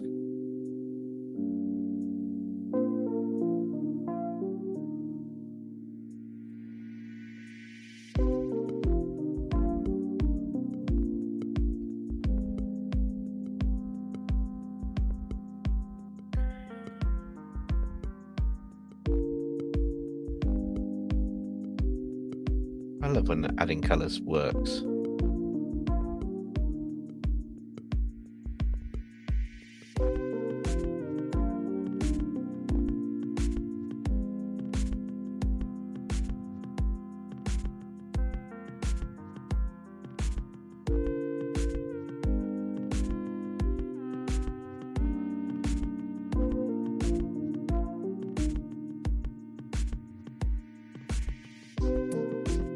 Or the flesh of the mouth.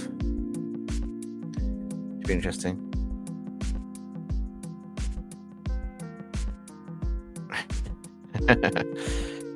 Yeah, some of the things that happen, yes, you probably do want to. Other things though, like the legit stuff, then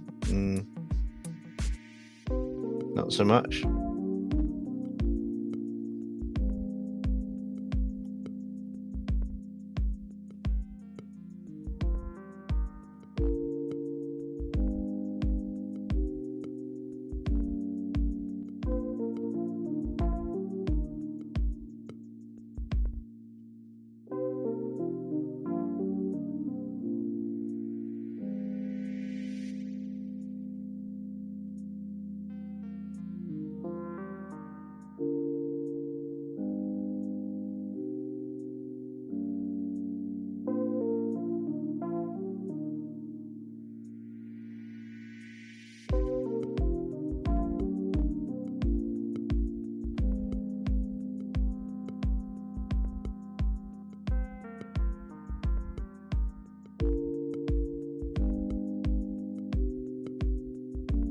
Yeah, the mouth's quite a intricate set of details, so when you do it, it looks really cool at the end.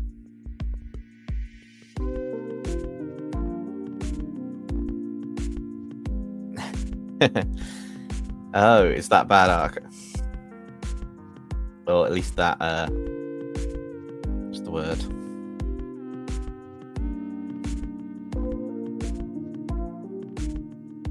Obscure.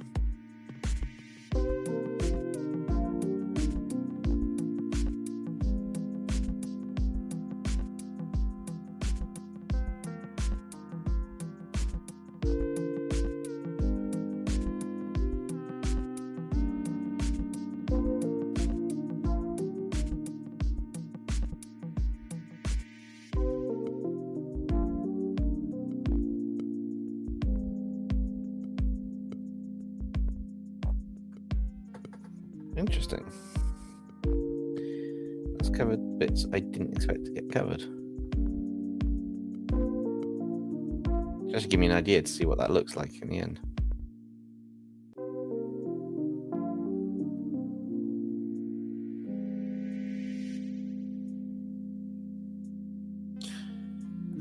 Also, have you seen the original design of Arceus?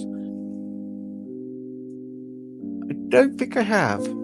I'm trying to remember. I don't think so.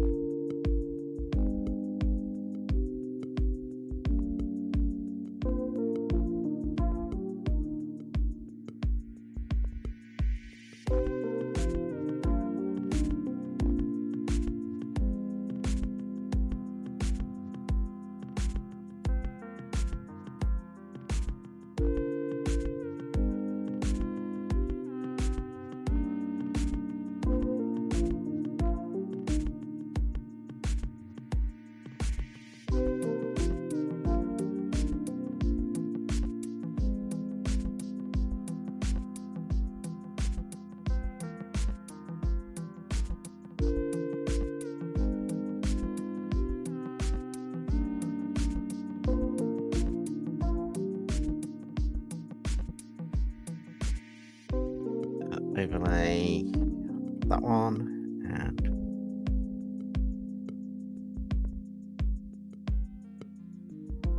I'm trying to remember how I did the mouth on the first one, the sugar from the redraw, because that really popped.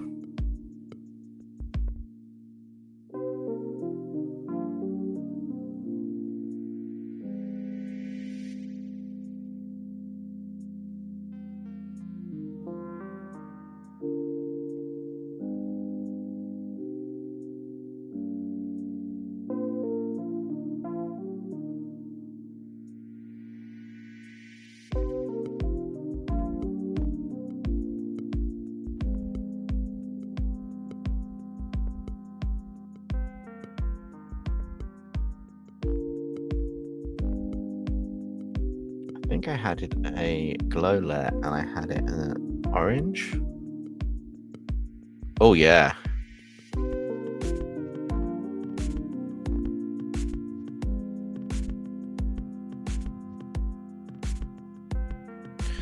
And then I had a color dodge layer and maybe that was a bit more yellow. Or was that just a color? Possibly, and shut that down.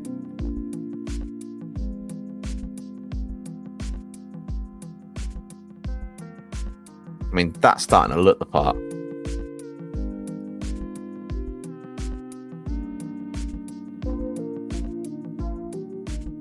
I think the eyes need something below them, but not quite on them.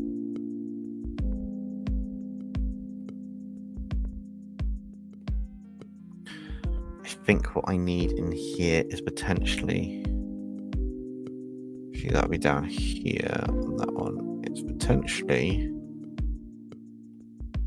the buff that's on it, and all it is here is just a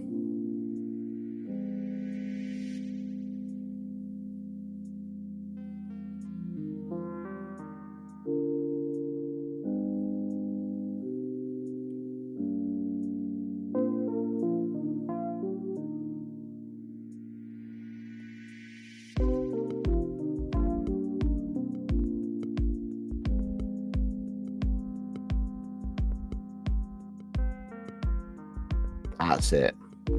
That's what this was missing.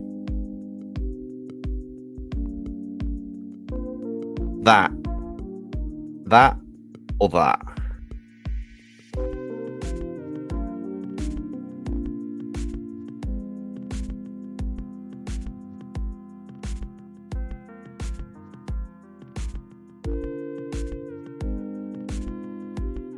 Yeah, that one or that one. Definitely that one.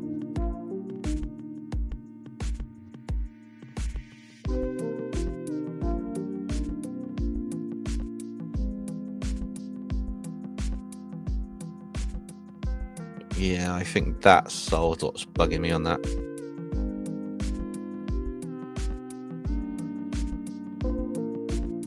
Cool. So now onto this big purpley bit.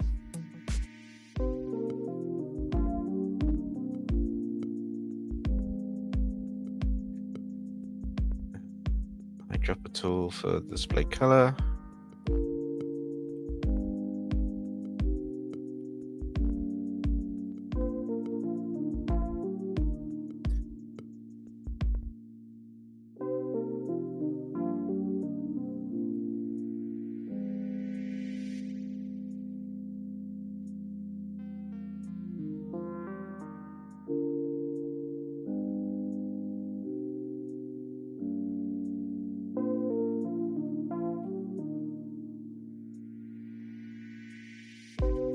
I don't think this is going to take much for this one. It's more, I know it's kind of like a furry mane, but I'm not going to do it overly complicated. It's going to be smoother, if not so much.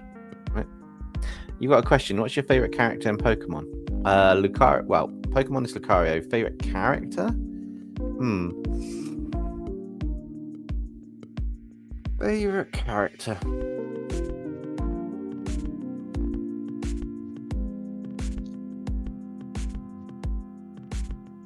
I did quite like in Gen 1, I liked Brock when he first got introduced. That was quite cool. Yeah, I'll go with Brock. He was quite cool. I can't think of, I don't know enough of the new characters to go for. Oh, Larry. Oh, well, if we're going in any time, then I think one of my favorite ones has to be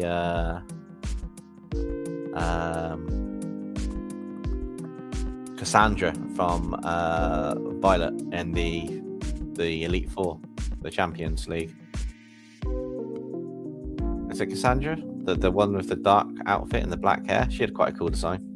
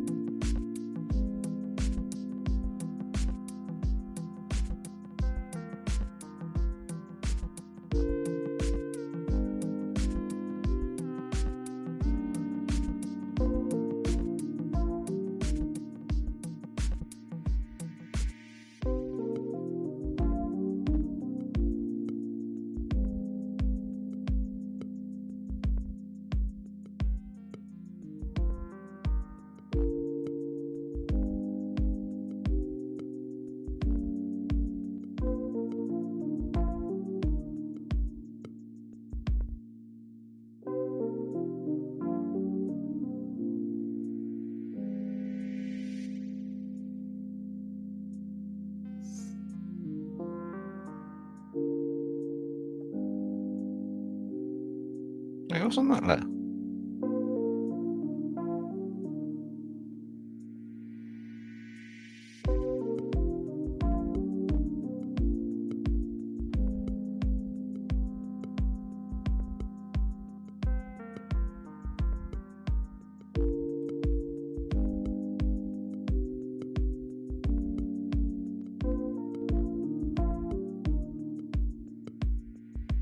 Okay, that's going to be the fun layer.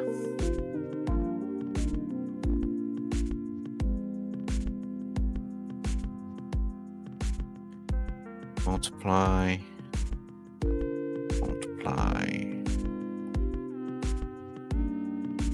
row dodge,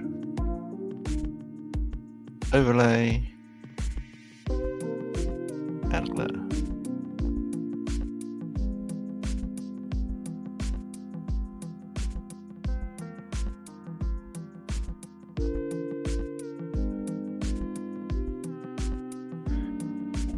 You're cooking up a D&D character then? That's cool.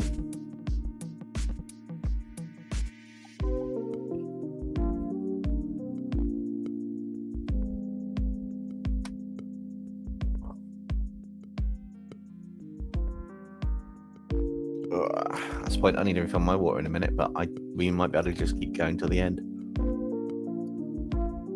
It's midnight. We've gotten this far. I might go till finish it.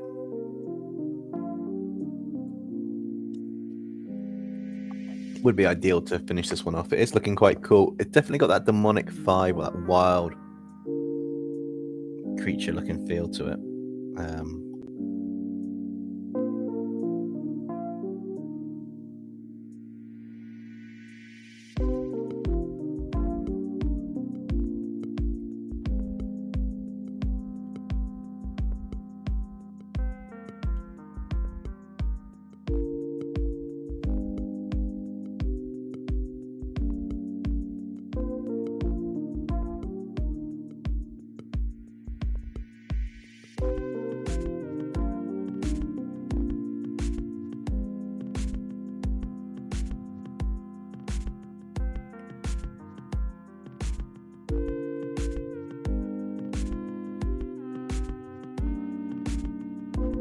So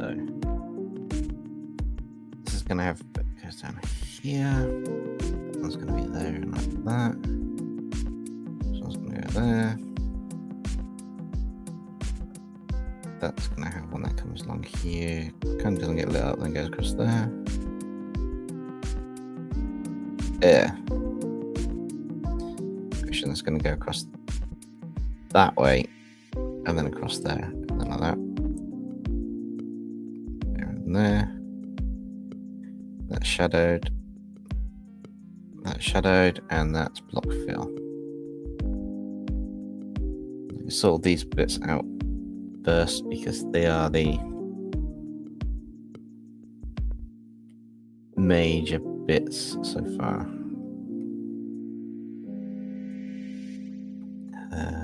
Glow dodge is going to be effectively that light blue. It's going to be added.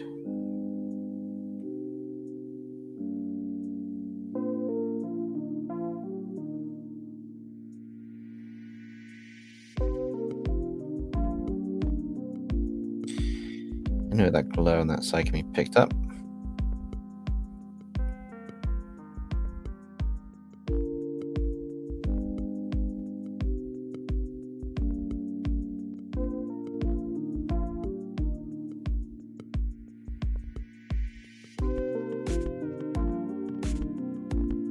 Overlay is going to be that one.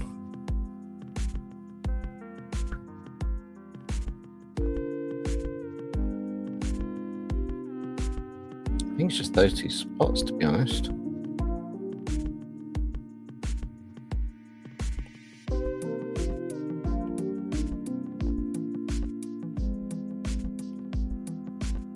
And then add a bit of glow.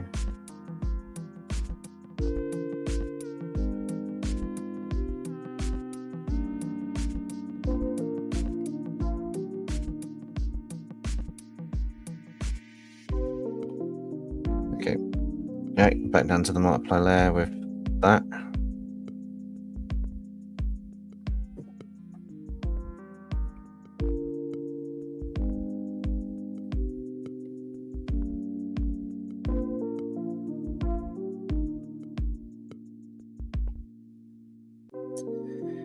Okay, this is going to be fun.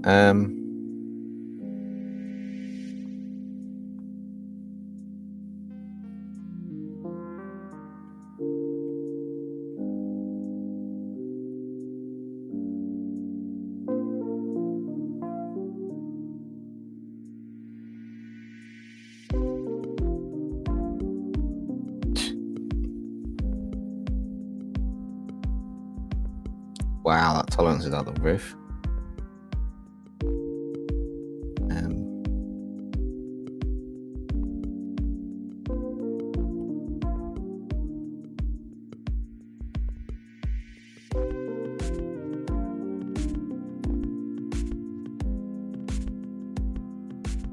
I have to manually draw some of these bits in.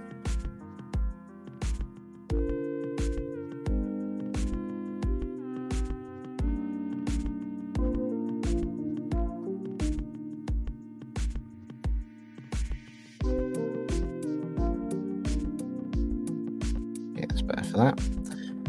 Now I can add the actual details. Oh.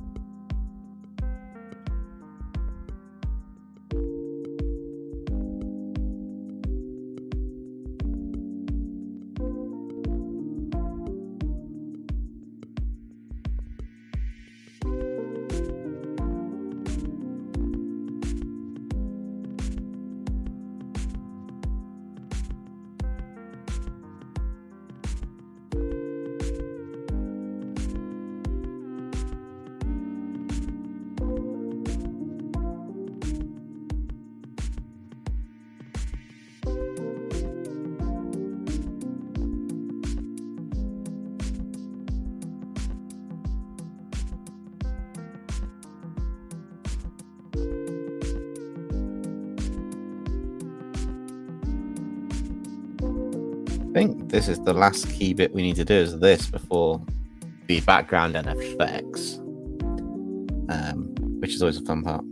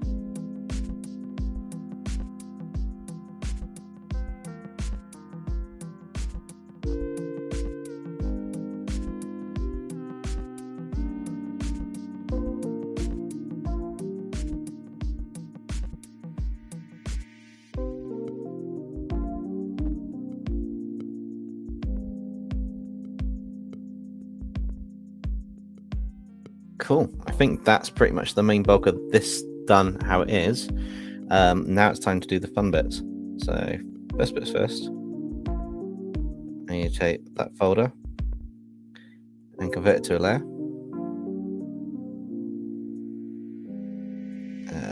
lock it and turn it off. Let's see, Aglola in orange color, a little bit orange. Spray paint, high.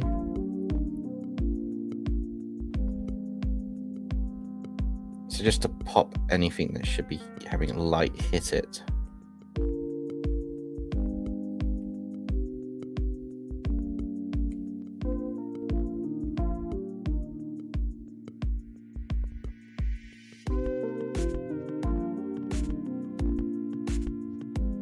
Which is fine, because once we've done this and merge that down, I want to just make this a bit larger.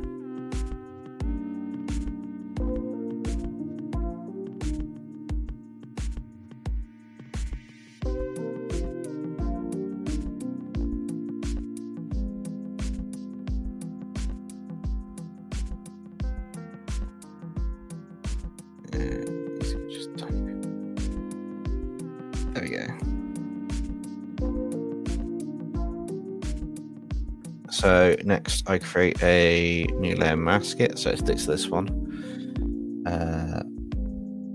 Layer, creative layer, tonal curve. Just want to adjust the reds a bit, so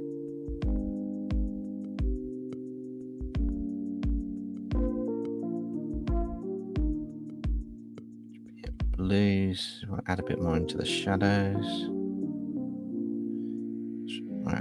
Highlights. Layer correction layer, level correction, because there's never black in the anime, it's just that. Layer correction, color balance. Highlights are going to be more red and yellow, bit of green. Halftone's probably going to be a bit more, but yellow, bit cyan. Shadow's going to be more blue. Take out the red. Take out the green a bit.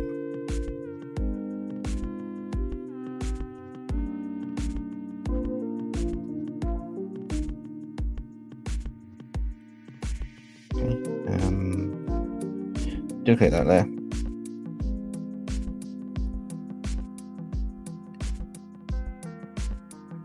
Put that to a layer.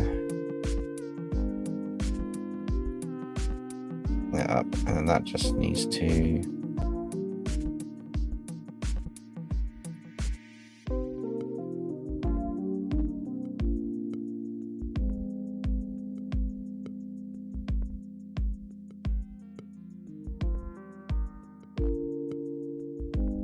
that's fine. Duplicate that again. Make it a hard light. Just impacts it.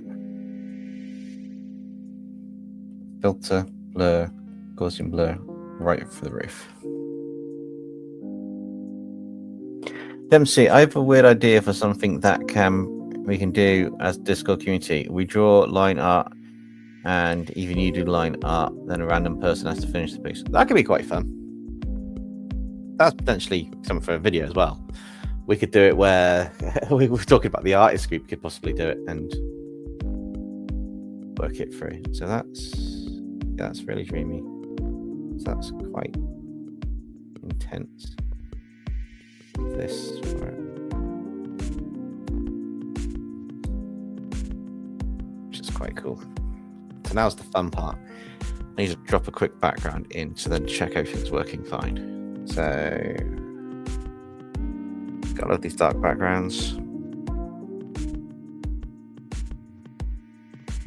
I'm also going to duplicate that layer, draw that above the background.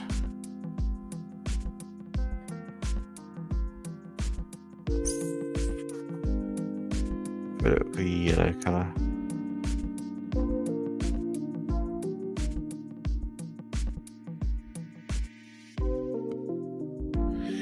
Close and fill. Just make it easier.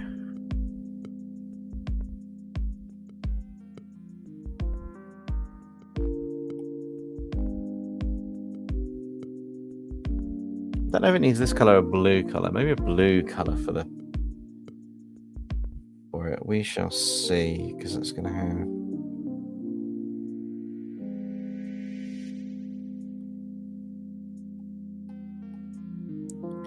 Duplicate the layer. Duplicate the layer. Filter. Gaussian blur is by far the easiest thing to use on here with the effects.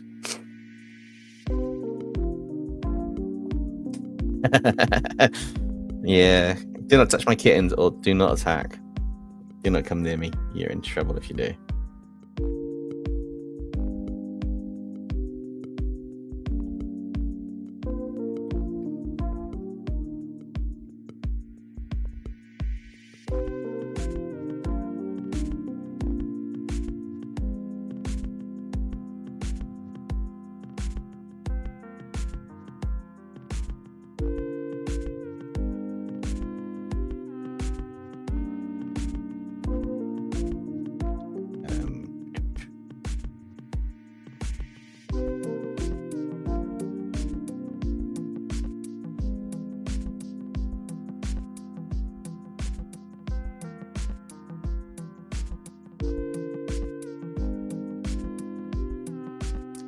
See what happens if I did that.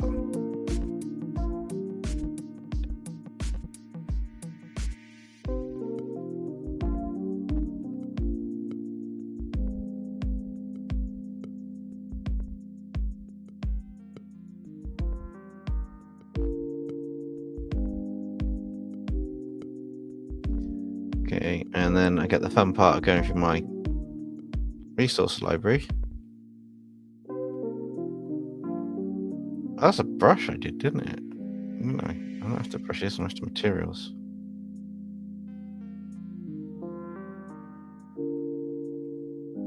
What could I use? What have I got that looks cool?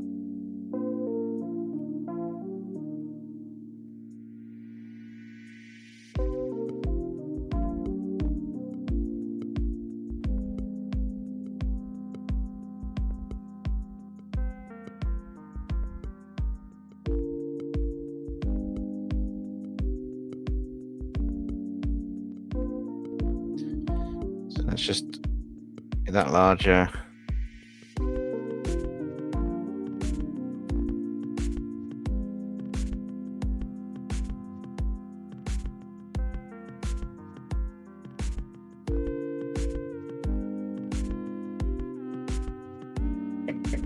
And just wait for it to do what it's doing.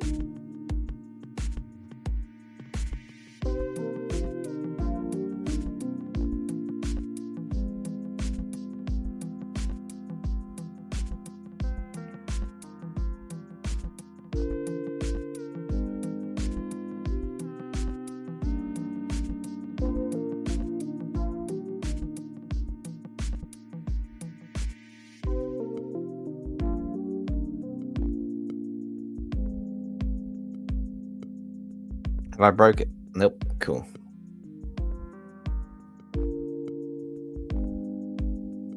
Sweet. And then convert to layer.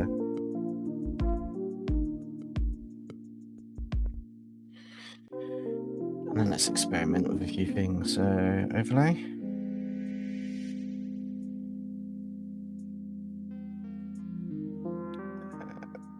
It's too bright. Multiply it.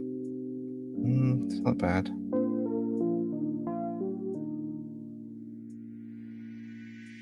Wow, that's intense.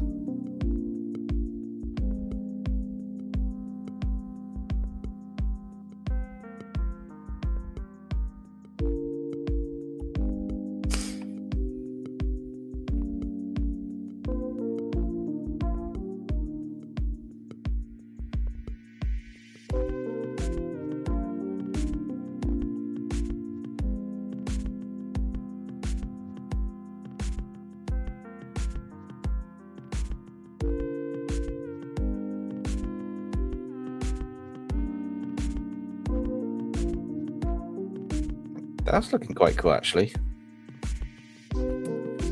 These need to change, though, to...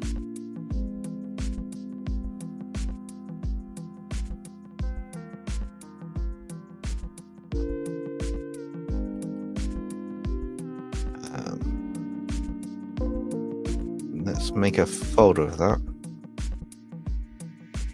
And then let's do a layer masker at the top and maybe change them to be...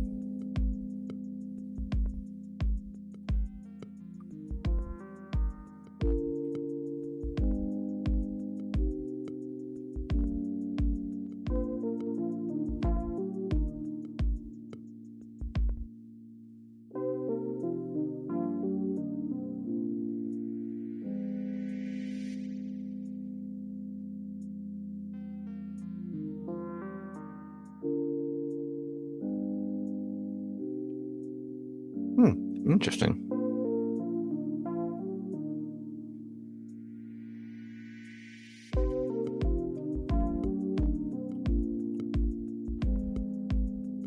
I still need to add something onto this. This is still looking too bright. I want it to be...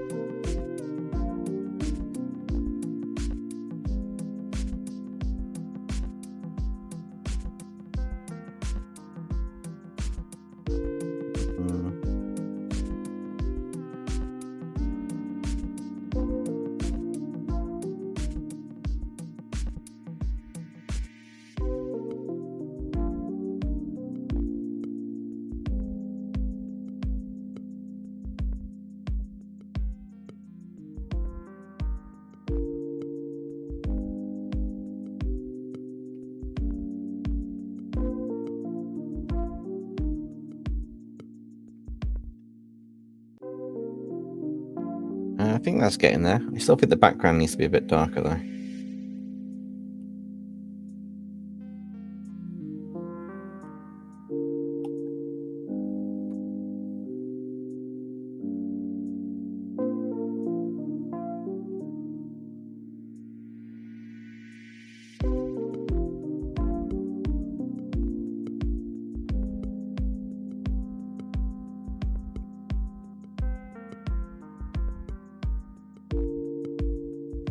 Where did it go?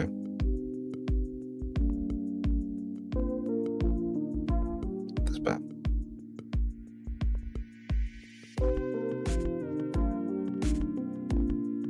Yeah, I think that's probably going to do it for this one.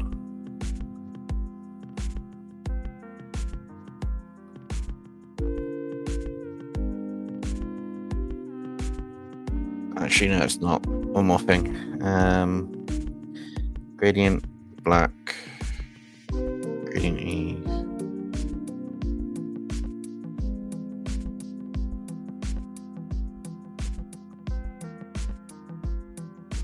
Okay, manga gradient.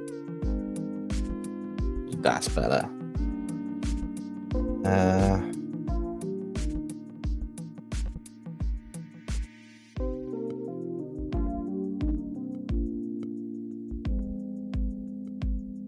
That's it. That adds more to the piece.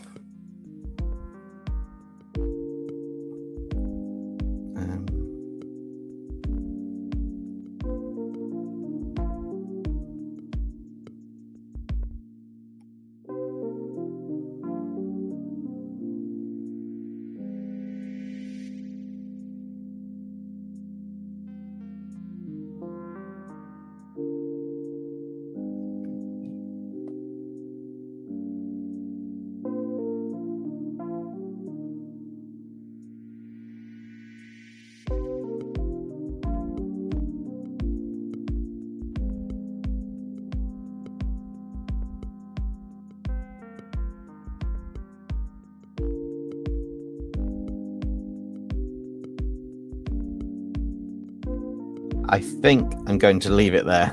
I'm not going to do any more on this one. Oh, hang on. One last thing to do, though.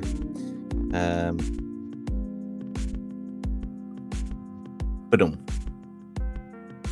Now I'm done with this one. So we've got a nice weird fusion, trying to fuse it. Oh, I don't like that bit there. I need to select all, edit, copy. Can I do that? No, it does that.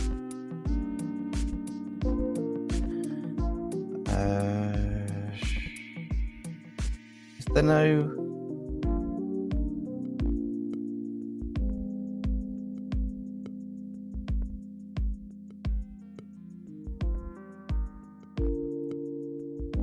Then cheat. I'm going to flatten the image, copy it, bring it up, and then I can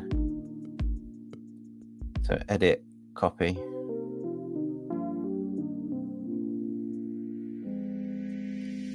back a stage,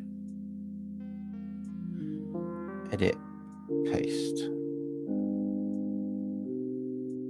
Cool. I was going to do something. What was I going to do?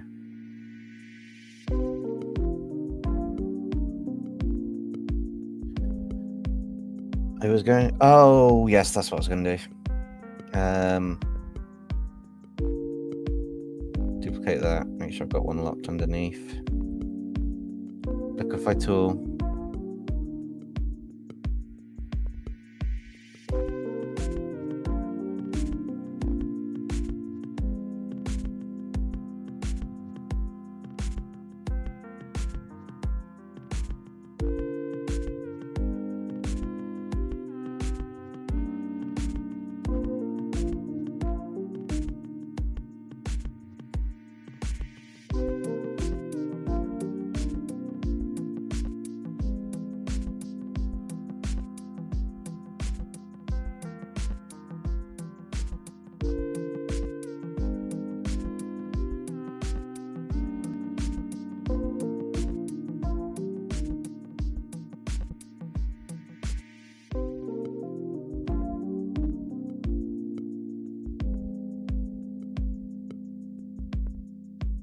That, even though it's a bit wonky, that looks way better. Yeah, that's the final image I'm doing. Definitely. That looks... Yeah, this looks like it could be a demonic Pokemon card.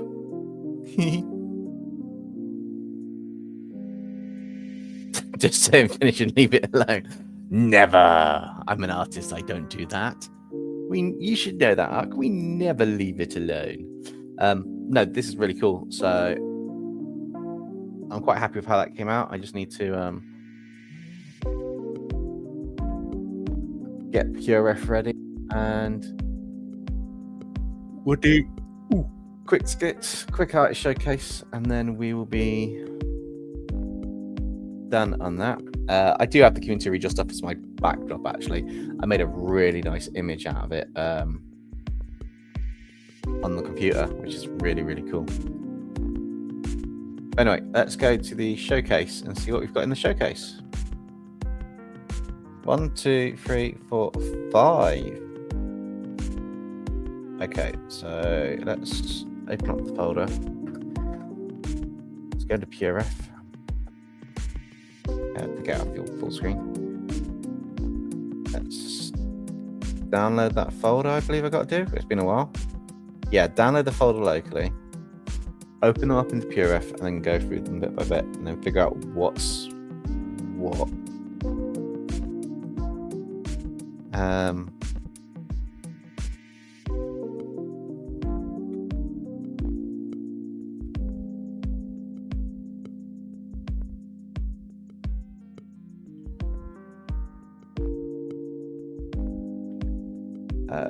Where's the folder gone? Oh, there it is.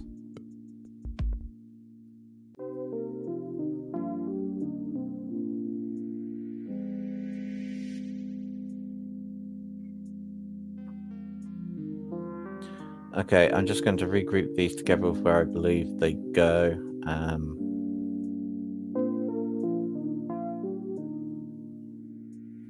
Just quickly, so I can show them all. Space them out a little bit. Okay, we'll start with Ben, who's got the most. That'll probably be the easiest to go through. And we'll work our way from there. So just give me 2 seconds.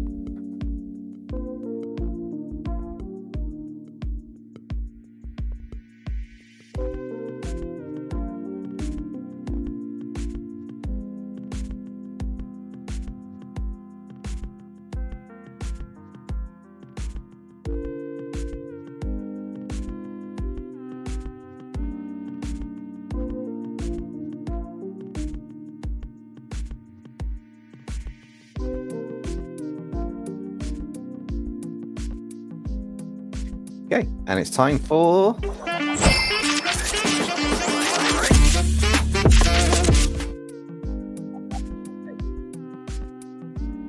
Ben's artwork. I'm going to drag the info down to another section and hopefully get them.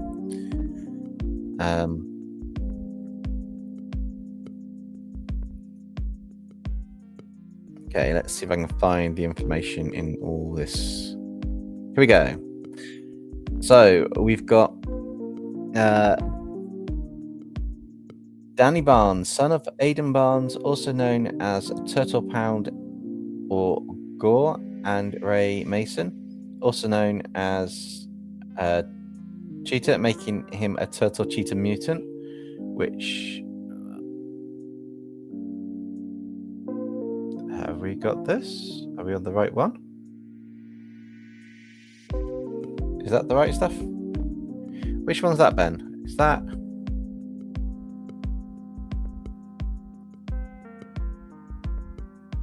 I'm trying to think which one it is. I'm assuming it's... I mean, that says Turtle Cheetah Mutant, but that doesn't show true to what I've got on the... Oh, this one. Oh, wow. I have to say, I wasn't expecting it, but that's because I didn't see the... I should have zoomed in more. This one. That's actually quite cool. Oh, wow, that looks menacing. I do like the design of this one, actually. That looks quite cool.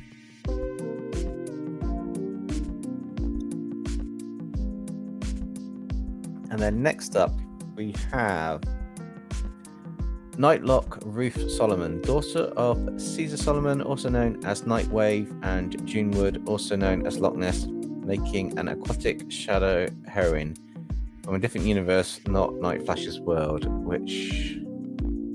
It's got to be this one, I do believe.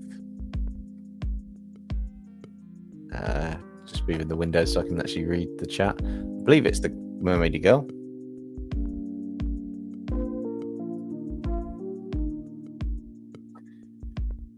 Then we've got Dark Dragon Bruno Castle, son of Jace Castle, also known as Darkfire Knight, and Jennifer Solomon, also known as Night Monkey, giving him the ability to summon a shadow dragon and control tech and travel, which has got to be this one, which is quite cool. I love the blade coming out the side. That's quite cool. And a battle scar's always nice.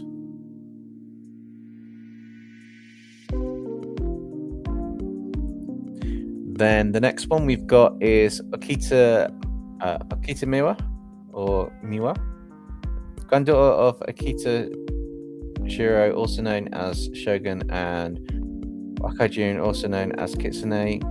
Miwa is the daughter of Akita Shinji and Sarah Harrison, making her an armored bladed squirrel mutant. It's gotta be this one, and definitely armor bladed. Wow, that is insane. I love the mask as well. That's really cool. But damn. Which means this one's our final one from Ben, and it's Bat Devil Riley Jones. He was injected with Bat and Tasmanian Devil DNA by Dr. Wazad Fukutoru to be one of his super soldiers to sell to the Axis in World War V. I do like this. I do like the...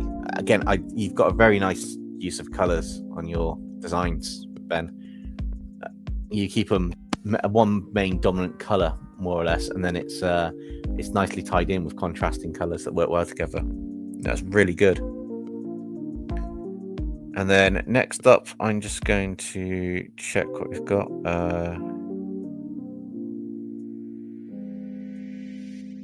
Okay, so have we lost the music?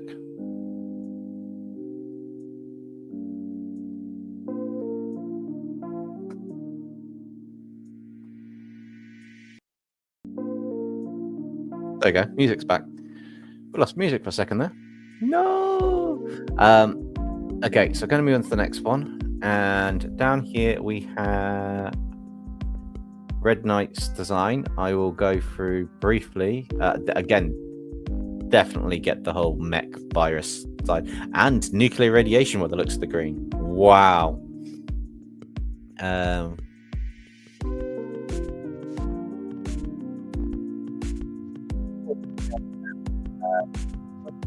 Well, it's this year's version of it, so an up-to-date redraw. It's an insectoid mechanical marvel of destruction covered in angular jagged metal armor. His body is predominantly a pale bleached silver reminiscent of decayed metal exposed to radiation. That explains the glowing green. While pulsating neon green accents run through his form, symbolizing the immense radioactive energy he controls. The radioactive glow is most pronounced along his forearms, shoulders, legs, chest, resembling veins of toxic power. I gotta say, it is a rather cool design. Especially like for gun blaster and a radioactive power supply going back to almost like a radioactive core. That is quite a cool design. There's a lot of lore with this one. I can't go through it all, but basically the moves and the abilities make him an unstoppable force on the battlefield. And looking at this character, I pretty much say it definitely is an unstoppable force on the battlefield by the looks of things. Next up, we have Ven, and Ven has created a rather nice character here. And as Ven so politely and elegantly put it, older piece laugh out loud, but I remember that time when Dempsey's stream would crash and the evil green screen would appear. I love it. This is really cool. This looks like it could be a green screen villain. Maybe we should have green screen become a villain at some point later on down the line. But yeah, this is a rather cool design, Ben. I like how you've got that kind of digital feel with the pixelation around the side bits. It looks green screen for the face, obviously, and then kind of like the mechanical body to just, you know, give it a bit of a corporeal feel. That's really nice. And then we are on to Arc, and I'm just finding it. So we've got the good Alistair from Arc's D&D character, basically with, is that kind of like an evil or like a doppelganger shadow behind it, or angelic? It's not angelic demon. The design's similar with the top bit, but it can't be. Not sure what the character's behind, but I do like this one, Arc. I do like your poses as well. As I said before, you've got a really nice sense of gravity and balance with pose. Quite cool. It looks like it's a construct character behind. But no, I do like it. I love the monocle, the way that it just sits there and hangs quite nicely. And then again, your light and shading is subtle, but it's just the right amount to let someone's mind do the impression of the lighting for you on the highlights, the darker shadows. It's Axel program. It's part of the story. Oh, that's really cool. I do like the contrasting colors you've got as well. So like the double rim lighting on the Axel program. Oh, that's really cool. And I will bring the main screen back. These are really cool guys, by the way. Oh, so sorry, we got Tegan. Haha, Tegan. I haven't almost forgot you, but I haven't. I hit you up in the top corner there. Ta-da! Did Tegan supply anything text-wise with this character, or is it just the usual? I think this.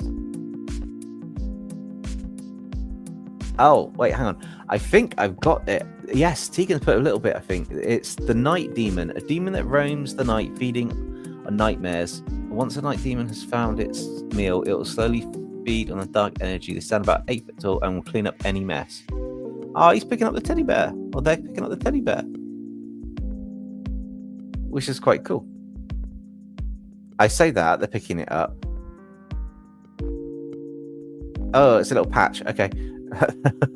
But no, that's a rather cool design. I like the almost grey alien style fingers and like proportions. I didn't notice it before, but it's almost like the classic alien style, like long legs and arms, and then a real subtle, simple, you know, eyes do the expression, eyes and eyebrows on the character, or just a single part, whether it's the eyes or the mouth or something. You pick a facial feature and you kind of run with it really, really well. I say I'm jealous of the way you do expressions, Tegan. Right, so I will bring that one back up full screen, and I will just have a quick look at the skits. I think we've got 4 of them. Just get a quick drink first. And then we'll do the skits, and we're going to call it a night, and we finish an artwork in a stream, first time in a while. So I'm super happy about it. So we've got Tegan with our first skit. I haven't really got a voice for Sahara yet, so I will just try my best. So we've got Sahara, Loki, and Tegan in this skit by the looks of things. Who's that? Just some person. Sorry. Just some human. Ignore them. Rude. Anyway, can I pet the 3 creatures you've shown Loki so far? You want to pet them? Heck yeah. Right, come this way. Yes, somebody else likes my creatures.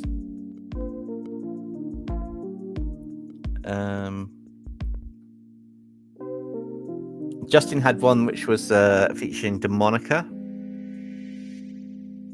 And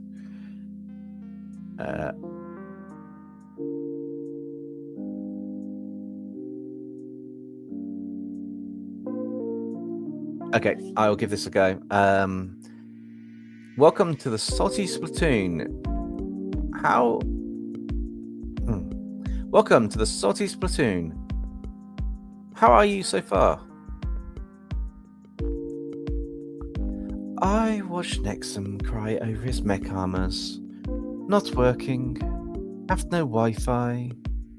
So I endured it for 8,000 months. Oh, hang on. No Wi-Fi, so yeah. And then the Salty Platoon goes,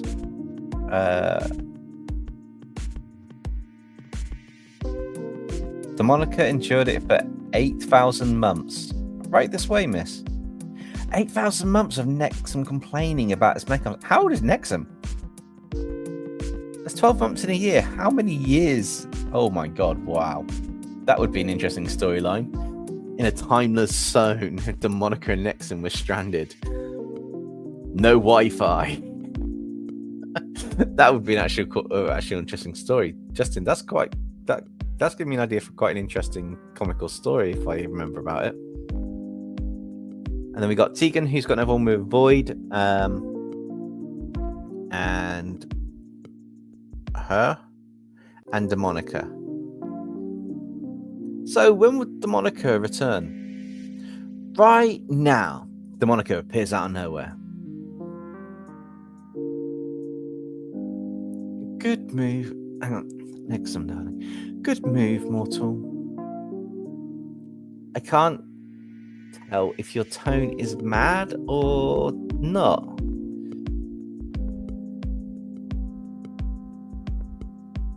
You'll find out One day. A bit of mystery on that one. And the final one's from Ark with Demonica, Wildfire, Nexum. Okay. So, any jobs? Other mech? So, any jobs? Another mech build? I was night guard to Fazbear Pizza for a few years. You're kidding me. I was even the best employee. You're probably the only employee. Scrap. I don't have a clue what Demonica would say on that one. She'd probably go, where?